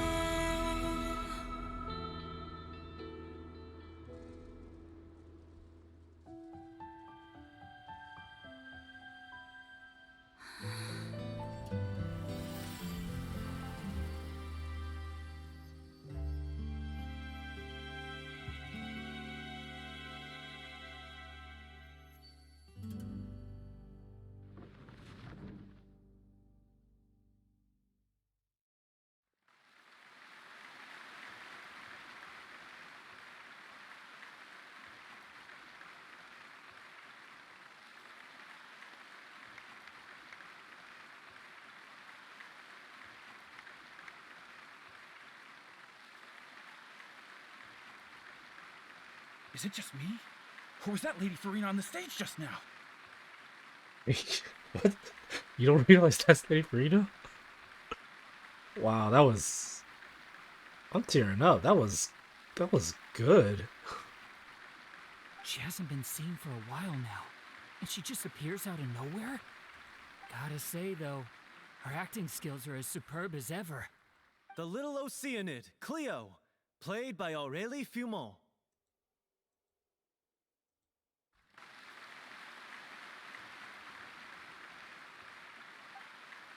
Wait, that's not her name. What's going on? I don't know.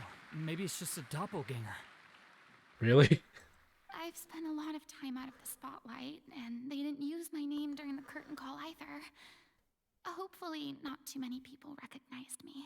It's too bad that I had to break the one clear rule I'd managed to make for myself, even if I had no choice. Still, I have to admit that, despite everything, it felt good to be back on the stage again. Finally, we would like to give a special thanks to our artistic consultant and event coordinator, Miss Furina. Hey, that's not what we agreed on! Oh, so it was Furina after all.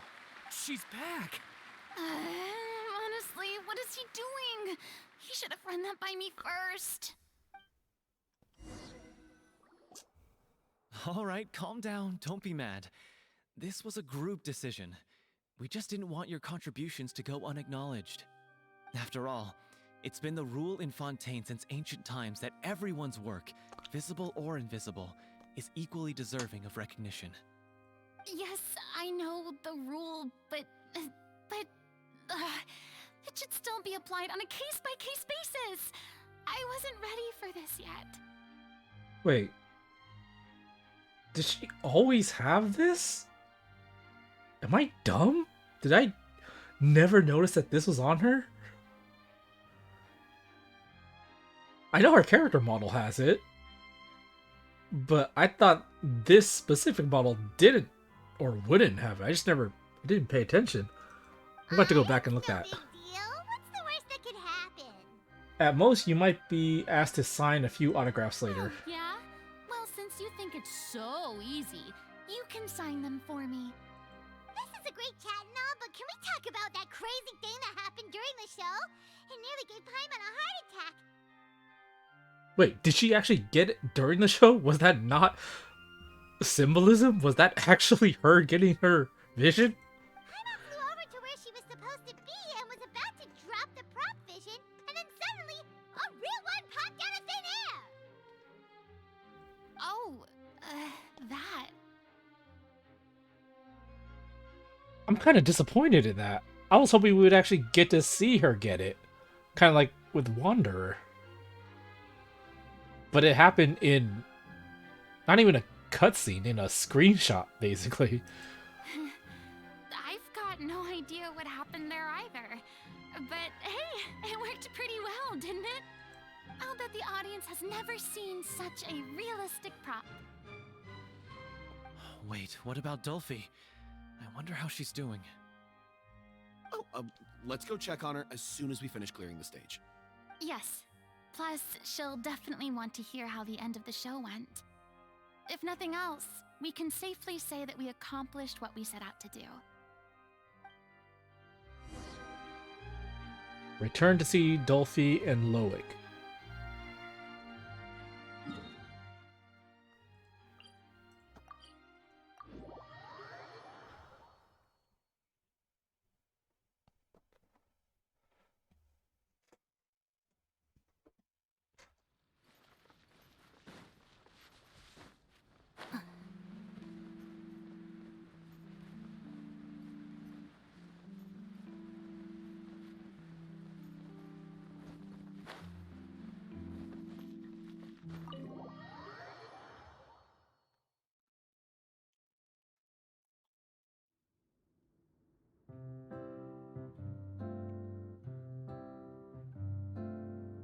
Ah, you're back.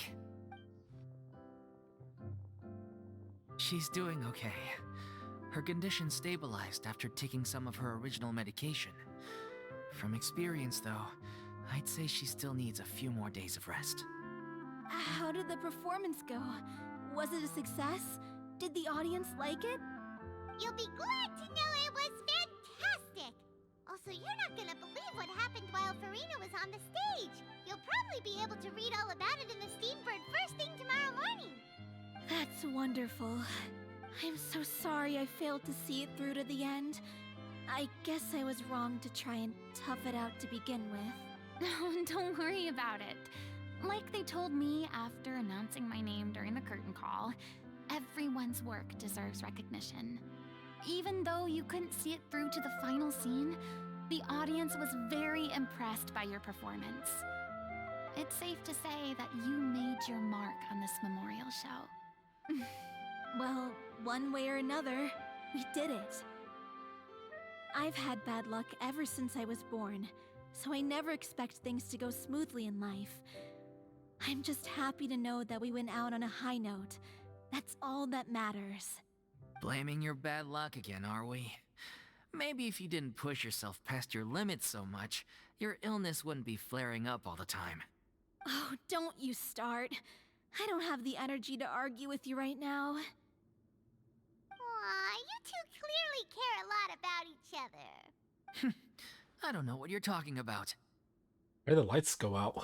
You mean we never stop arguing with each other? Really? Another one of these? So, any plans for the next step? After the brilliant performance you put on, the reputation of your troupe is sure to spread through Fontaine like wildfire. You won't have to disband if you don't want to. You could capitalize on the rave reviews and license out the Little Oceanid to the bigger theater troupes out there. That would do wonders for your financial situation. No, we should still disband. Yeah, it's what we all agreed to. After all that's happened, I should give you guys some space. But maybe our paths will cross again one day. Hey, don't just walk off!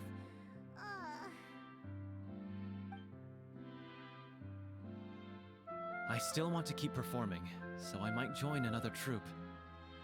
After watching Miss Furina's performance, I think I'm starting to understand our director's infatuation with musicals. You should do it. It suits you. I'd originally hoped to keep performing too, but I don't know if my health will allow me to. Oh, so now you finally got your priorities in order. I guess I'll hold off until you've properly recovered as well. What about you, Miss Furina? Any future plans? Well, frankly, I think a return to obscurity is no longer an option for me. I'm sure a slew of consultancy requests will hound me wherever I go, until I finally acquiesce. You rather sealed my fate there with your special thanks at the end of the show. Sorry. It's quite all right. No need to apologize. What I meant to say is that this whole experience has shown me that perhaps I'm not as averse to a return to the stage as I'd previously imagined. Maybe Nervilette was right. Maybe Cleo is the right role for me. I still don't wish to pretend to be someone else, but I do have a desire to express myself. So, maybe the show will go on for me after all. No need to draw lines in the sand. There was once a time when I was an actress in a masquerade, seeking only to hide the truth. But from now on, I want to spend my time learning real stories about real people and how they touch the lives of others around them. I want to watch them blossom and wither, see them refined on the page, retold on the stage, and remembered long into the future. I'm sure this is what captivated director O'Reilly as well. Sounds like you're ready to stop running from your true calling. The more you get out into the world, the more you'll discover what a fascinating place it is. Next time, I'll invite you to join me. Then it's a deal. If a vision is a gift from the gods, then I should do my best to honor it.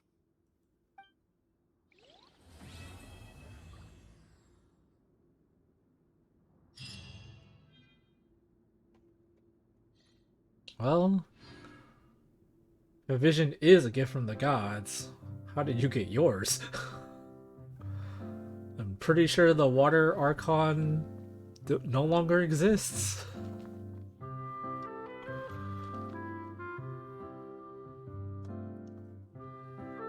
That was a pretty good quest. I think... I'm not fully committed, but I think I do like her now. She's no longer insufferable. But I also don't have her, so I don't know how her character plays.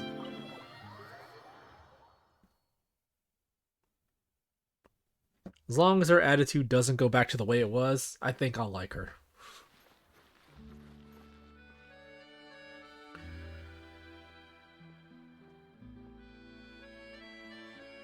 Alright. Still got time. So let's start this. Little Fungi's Fantastic Fiesta. In a quarter of the Quartier Lyonnais, an old friend has set up a booth and is promoting an improved tabletop game, Little Fungi's Fantastic Fiesta. Among Fontanians who rarely see fungi, this game is quite novel indeed. So, what was her name? Was it Hania, I think? Go and investigate where the fungi are appearing. Navigate. So it's on that side.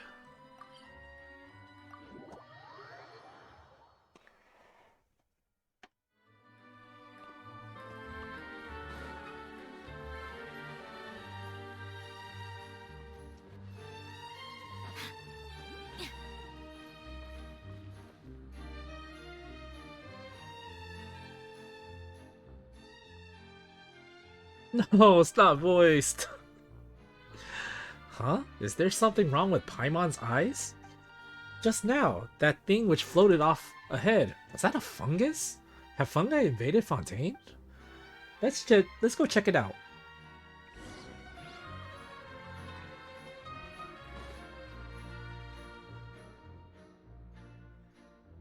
Thank you for your cooperation. The review has been completed and your companions are all very safe. They are of no threat to Fontaine citizens and ecological environment. As stated in the Fontaine Foreign Species Management Act and the Courtier Lyonnais Code of Business Conduct, you may proceed with your event. Thank you, Miss Furina. I didn't think hosting an event in Fontaine would be this complicated. It took around 10 extra steps compared to procedures at Port Ormos. I guess my preparations weren't sufficient. Don't mention it, and don't beat yourself up about it. You and your fungi companions are special guests. The Maison Gardiennage rarely comes into contact with foreign fungi species, so proceeding with caution was necessary. It is only normal that the observation and evaluation took quite a bit of time. Next, I shall be transferring your commission to the other guards. If the rumored golden comet and silver companion are spotted, the guards will notify them and ask them to meet you here. I hope your Lil Fungi's fantastic fiesta goes smoothly, and you have a great time in the Court of Fontaine. If you need anything, just call for me, and I'll be there. Do they not see us standing right here? It seems that won't be necessary anymore. They're already here. Thank you. Wait a minute. By Golden Comet and Silver Companion, you refer to these Super Zenith boss level forces? Whoa, how did we suddenly become the topic of your conversation? And what's with those strange names? You two are the same as ever, I see. Energetic, spirited, and with a reassuring air about you. Who are you? Pretty sure this is Hania. Who are you? Have we met? Your failure to remember me is my mistake. I should have done my best to maintain contact and sent a few more letters. Why is it this voice? I actually liked her voice. A long time ago, the Nilut Pala Cup Beast Tamers tournament was held in Sumeru. I participated with some prejudiced thoughts and the intent to do something dangerous. You woke me up and made me change. You helped me stop hating my kind, fungi buddies, and seek the right path towards coexisting with them. After the event, you became the ultimate decision maker of the tournament, and I promised that I would do my best to continue running the event. Is this all exposition? Are you Hania? The same Hania who's been taking care of the Bongo Head and the other fungi for us? Yeah, that's me. Long time no see, Golden Comet Silver Companion. Your new outfit is gorgeous. Your new looks made you completely unrecognizable. You've changed so much. Well, too much. Even the way you speak has changed. Is that why it's not voiced? Is this some way of making your trip to Fontaine with your fungi buddies special? Ahem. Actually, the Court of Fontaine does not impose a dress code on its visitors. You'd be welcome warmly here even if you were wearing a plain hunter's outfit. And the way Miss Honey addresses you is much more than just following a dress code. I say it's elegant. Extremely elegant. Thank you so much. Your affirmation fills me with greater confidence. Anyway, I'm here in Fontaine to search for reliable investors for the official fungi tournament and to host a preview event to advertise the fungi's cuteness and attract an audience in advance. According to Soka, we are conducting transnational I just realized how weird that sounds. We say nation, but we say national. Huh. We are conducting transnational business, and Fontanians are very particular about their dress. So when in Fontaine, do as the Fontanians do. So she prepared my preview event plans, ordered this costume for me, and even gave me special training to improve the way I carry myself. Soka, isn't that the light novelist who's been following you to gather material and helping you take care of fungi after being defeated by us? Soka. Oh, Soka was Miko's I guess not assistant, but she was working under Miko. Paimon didn't expect to be so well versed in foreign etiquette. Was she that knowledgeable? And if you still remember the tabletop game, Fungus Mechanicus, then you can give the brand new Lil Fungus Funtastic Fiesta a try. In Fungus Mechanicus, you direct your fungi to defeat all the Mechanici. The game received a pretty good initial response, but it was lacking in long-term potential, so it quickly lost popularity. You don't say. You don't say.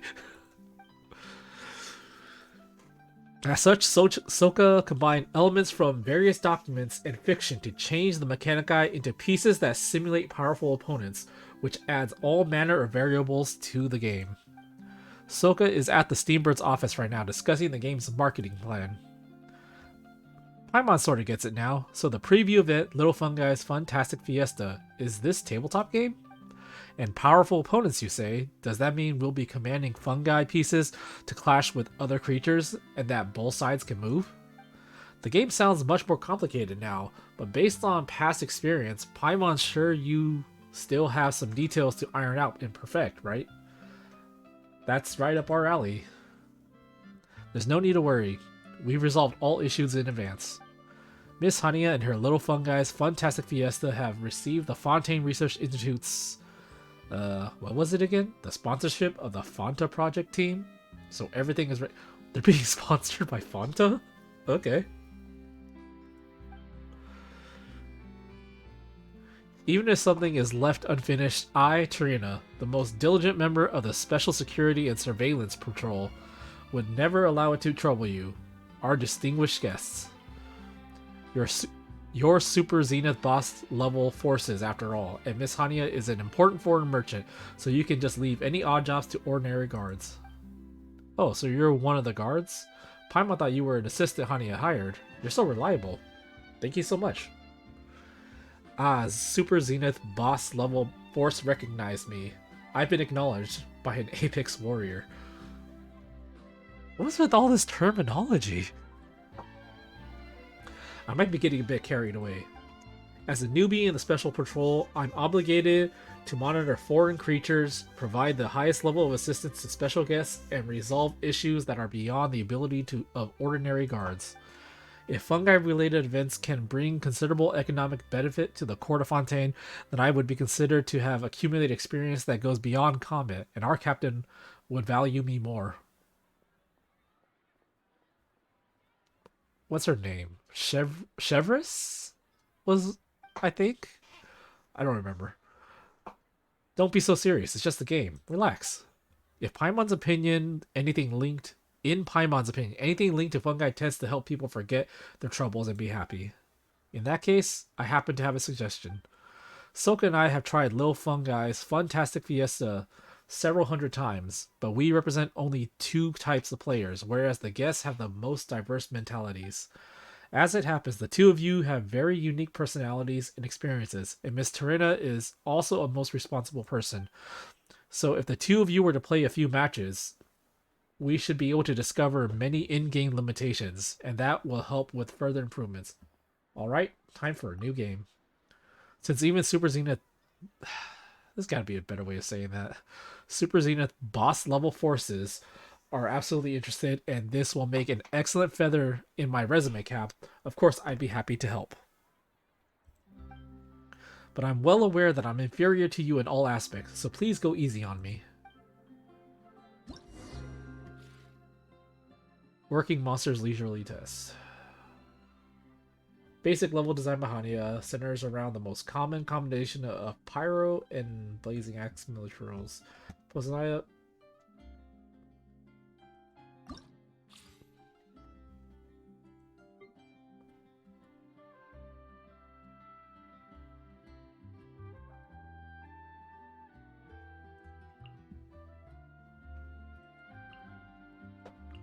I don't remember Magistrum. Party setup.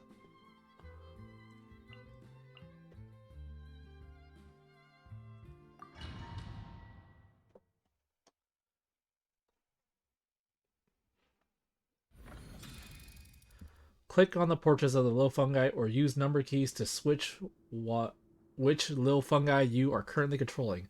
In addition, you can use the select all button to select all fungi at once. Press any spot on the field or an opponent to command the little fungi to move to that location or to start attacking. White markers can be used to confirm fungi's targets. Red lines, on the other hand, show you whom the powerful opponents are targeting. Okay. Use Marvelous Gels to instruct the little fungi to unleash powerful skills. You will regain Marvelous Gels over time.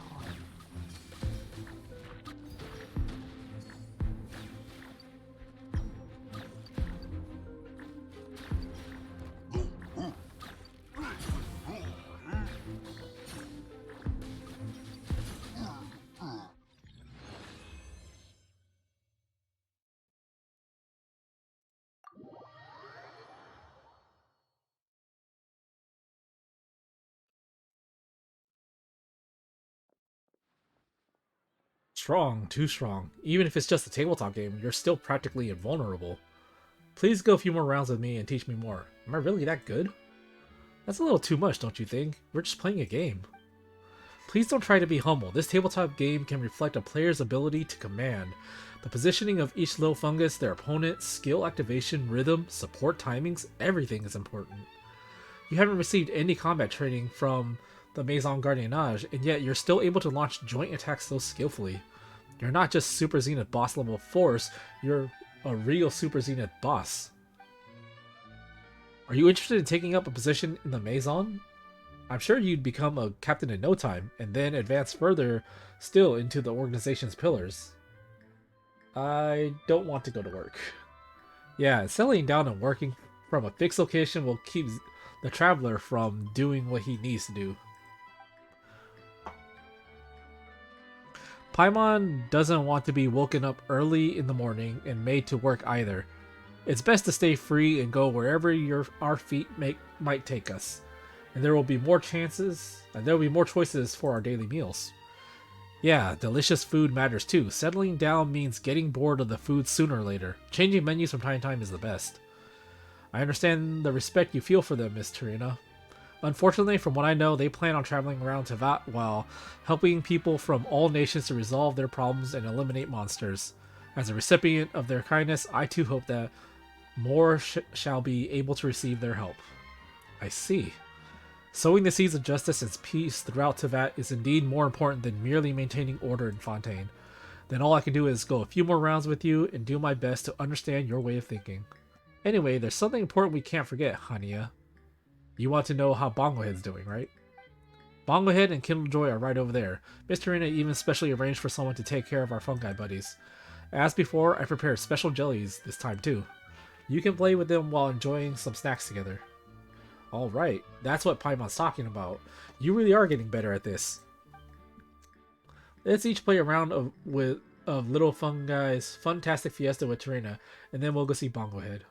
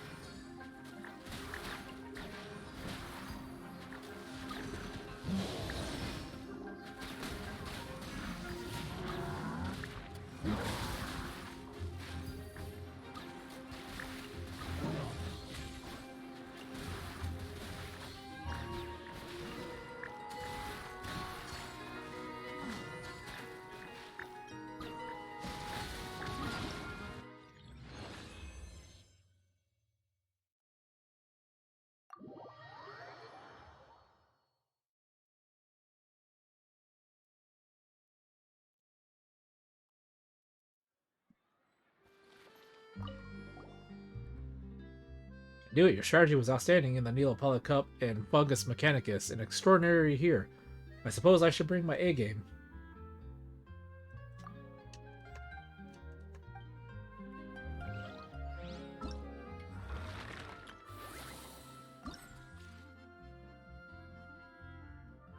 Is this it?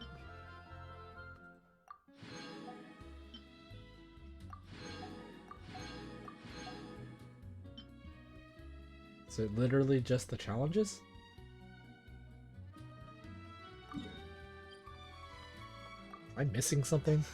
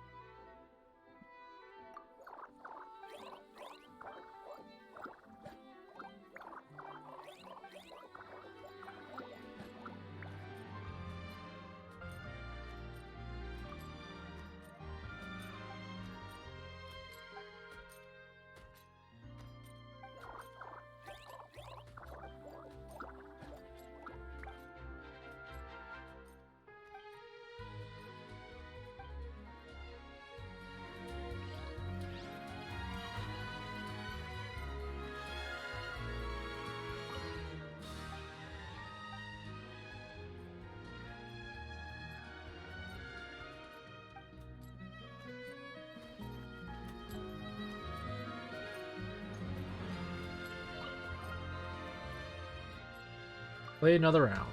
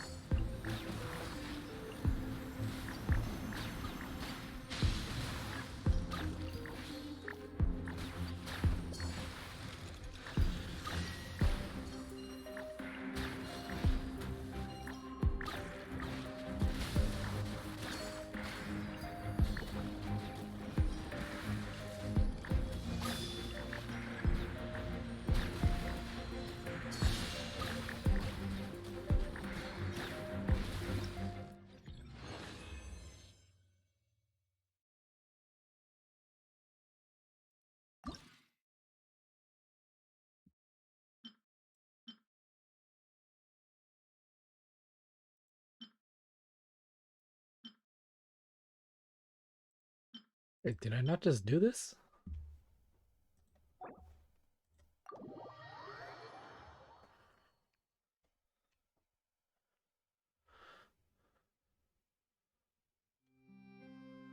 After a while, you and Paimon arrive at the Lil Fungi Fantastics Fiesta booth. I love these soft, bouncy, smooth, squishy fungi. I want to keep playing. And you are? I'm not even sure how to say that name. And I was Tarina's drill master before she entered the special patrol. I'm nothing like her, you hear? Nothing. I'm not going to grovel before you just because you're superseding the boss level forces. So this super arrogant Melazine used to be Tarina's drill master. Don't worry, Golden Comet, Silver Companion. Miss Tarina received new orders not long ago and has to return to the special patrol base. Before departing, she asks to watch the event area in her place. She loves Little Fungi's Funtastic Fiesta, and we're already playing it. That's right, I love both the tabletop game and those round fungi in real life. They're soft, bouncy, smooth, and squishy, just like Tidalga. Why are you drooling? I won't. I just won't hold them and rub my... I just want to hold them and rub my face against them. Hania didn't mind when I pinched Kindlejoy. That's the most you can do. Only we can hold Bongo Head. You're so stingy. I want them both. Hania said you're experts at the game. How about a round against me? If I win, I'm going to hold and pinch Bongo Head. She's looking down on us. Let's do this. As early adopters of the game, we need to show her what we're made of. We didn't earn these titles just to be easily defeated.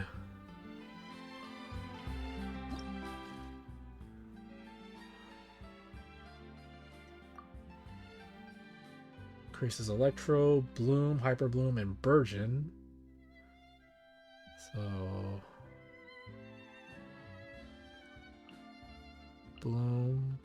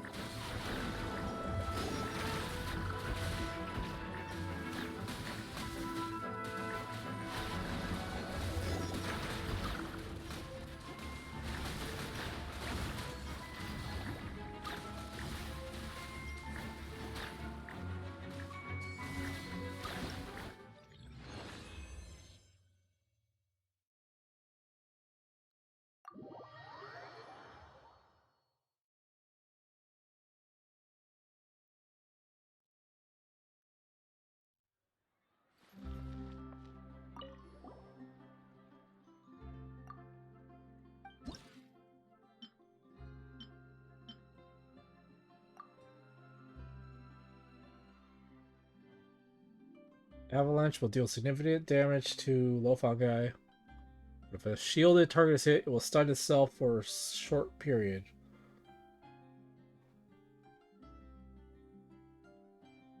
Defeat snowboars.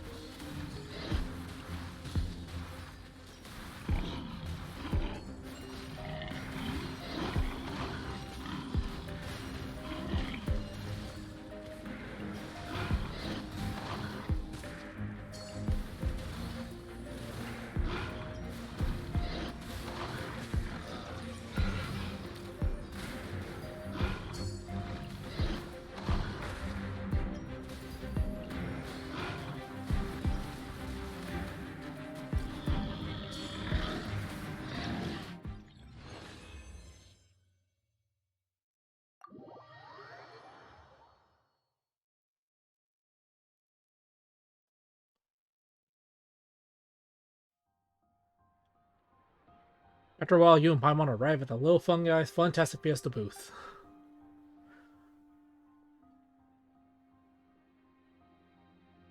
Wait, what? Why are you wearing an Eremite outfit? Received orders to return to the Maison Garniage, so I'll be playing against you for now. Soka, you're back. Paimon was pretty surprised when we met Hania, but you've taken it to the next level. Your outfit is so, well, you sure are enthusiastic. And that's a good thing, because I have a lot of work. I need to stay motivated. And that's why I'll cut my problems down, one clean axe swing at a time. Hard things at the newspaper. Our plan is progressing steadily. Novel events like these attract a lot of attention, and the paper won't miss any promotion opportunities. We didn't get the most important page, but it's clear that the event's becoming more popular. That's right. We've seen an increase in ordinary citizens who wanted to give our game a try recently. Many have been talking about what's the best fungi team with which to win the round quickly, so meta players. I've also heard that people have been looking to play against you two, so they can see how experts play. We'd like to keep a low profile. Unless the two of you play against us, of course. You know our strategies very well already. Paimon thinks a match between you and us will be a real test. It'll be a real test of technique. Well, you're here now, so why don't we play a friendly round? Come to think of it, the last time we went head to head with you was during the first Nilut Plala Cup Beast Tamers tournament, where you beat me most soundly. How nostalgic. After that, Honey and I went through a lot together, and many things changed. I bet it was the same with you. But your seasoned courage and fearless aura are still an unwavering and sturdy as crystal. That alone was enough for us to decide that we'd follow you. Back when we were preparing Fungus Mechanicus, I think we made the right choice. Why are you reminiscing all of a sudden? Is this something that writers do? I miss those times too. Yes, what an incredible line. Anyway, as one of the designers of the game, I've got an ace up my sleeve. Are you talking about that? That's right. I'll get started. Then Hania will control powerful opponents against you. It should make for an exciting match. Let's do this. Alright. After all this time, you're going up against Hania again. This is so exciting. But this is a friendly match, so let's have fun.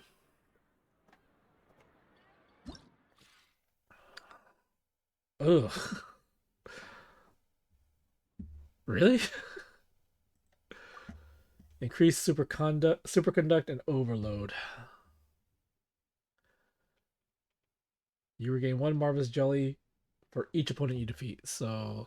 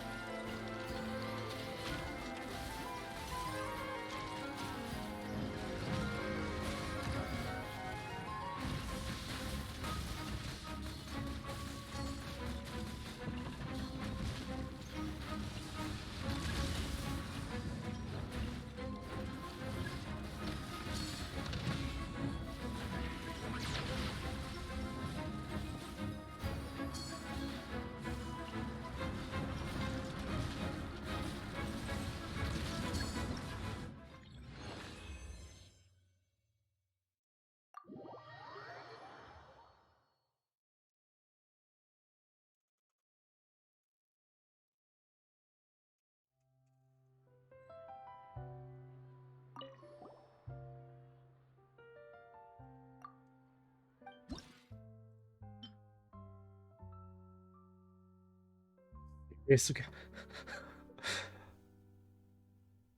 Wait, that's not Toromaru. Pretty sure that's just a reskin Toromaru. Shadow Hat Blade Ninkin will use sword waves to deal damage to little fungi. In addition, spreading out in time to avoid too many attacks.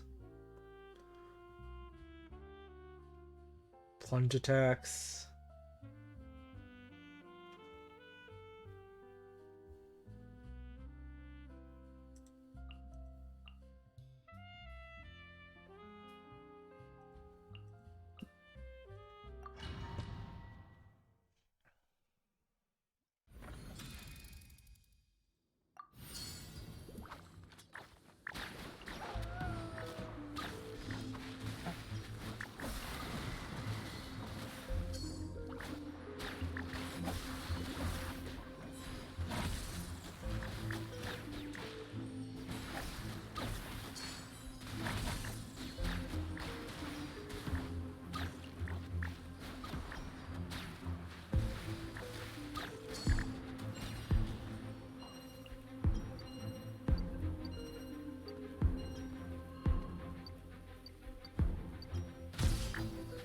Too early.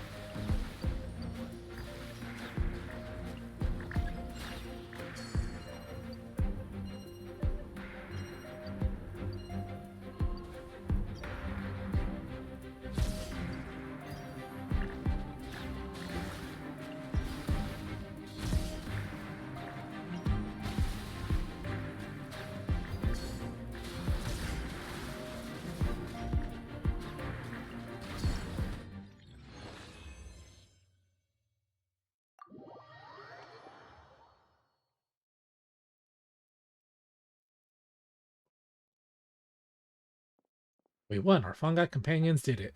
Hats off to you.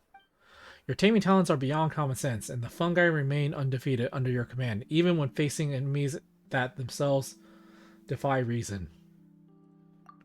Paimon remembers seeing the Great Snowboard King and Makukenki before, but this time you even brought out a blade pup. You really went all out. Well, these enemies are all legends and adventure stories from all over the world. Our players will definitely resonate with them. As a writer, I'm a huge fan of characters from different works battling one another. I get excited just thinking about it. Anyway, dear twin stars of brilliant valor, you've played every stage of our game. What do you think? There aren't enough stages. This fits with our second prediction. I suppose we'll have to make more stages based on the highest specs for the next preview event. Anyway, Soka will do more research and design more formidable and interesting enemies, so that the game will grow in on the Fontanians. That way Fonto, our generous sponsor, will feel confident in continuing to fund us. Once we have enough money, we can host a tournament just like the Nilapala Cup. No, something bigger, and we'll improve the system such that it'll be as exciting and interesting as can be. Paimon's getting excited just thinking about it. Let me know if you need help. This is a long-term plan, so we're not too concerned about our short-term progress. With guidance from Soka and Balfour, I can safely say that I'm in the business too. So don't worry, we shan't trouble you with details. Even when the preview event and business negotiations are over, Soka and I will stay in Fontaine for a while, traveling with the fungi. We'd like to send you letters periodically to keep you updated on the project and to let you know how the fungi are doing. But that'll require a contact address, or we won't be able to reach you, just like last time. A contact address? Well, somewhere we go every few days. I guess the Adventurers Guild? Perfect. Then on behalf of Hania and the fungi, I shall write you two regularly. It's a deal then. Our game's still pretty hot right now, so the event will last a while.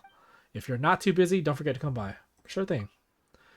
Paimon's feeling a lot better now that Hania, Soka, and the fungi companions won't be far away anymore, and we won't be apart for too long. Paimon's really looking forward to the next Beast Tamers tournament now. How are things going to go this time?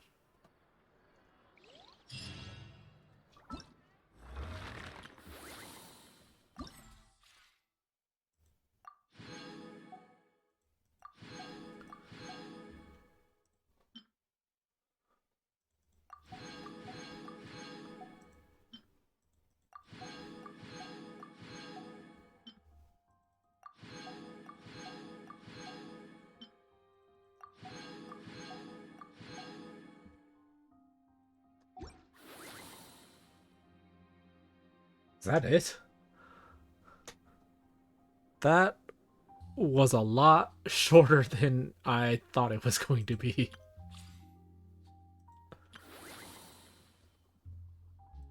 Is that really it? Wow. Okay.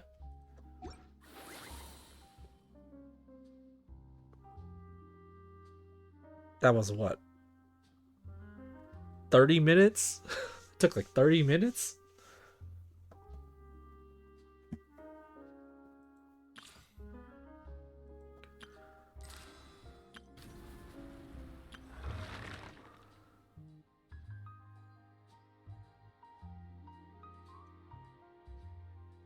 Okay, sure, why not?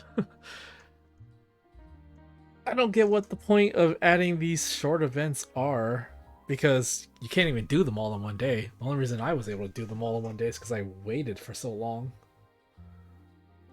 But 30 minutes of content that you had to spend over a week, because that would have been over a week. I really wish they would change the way they do these type of short events. But what can you do? Well, I'll probably call that here. If you popped into the stream and I didn't see you, thanks for coming. If you take the time to watch the VOD, thanks again. I will be back on Thursday night, Friday morning. And I don't know what I'll be doing. I'll probably be playing Genshin, or I'll probably be playing a free game off of Epic. We'll see.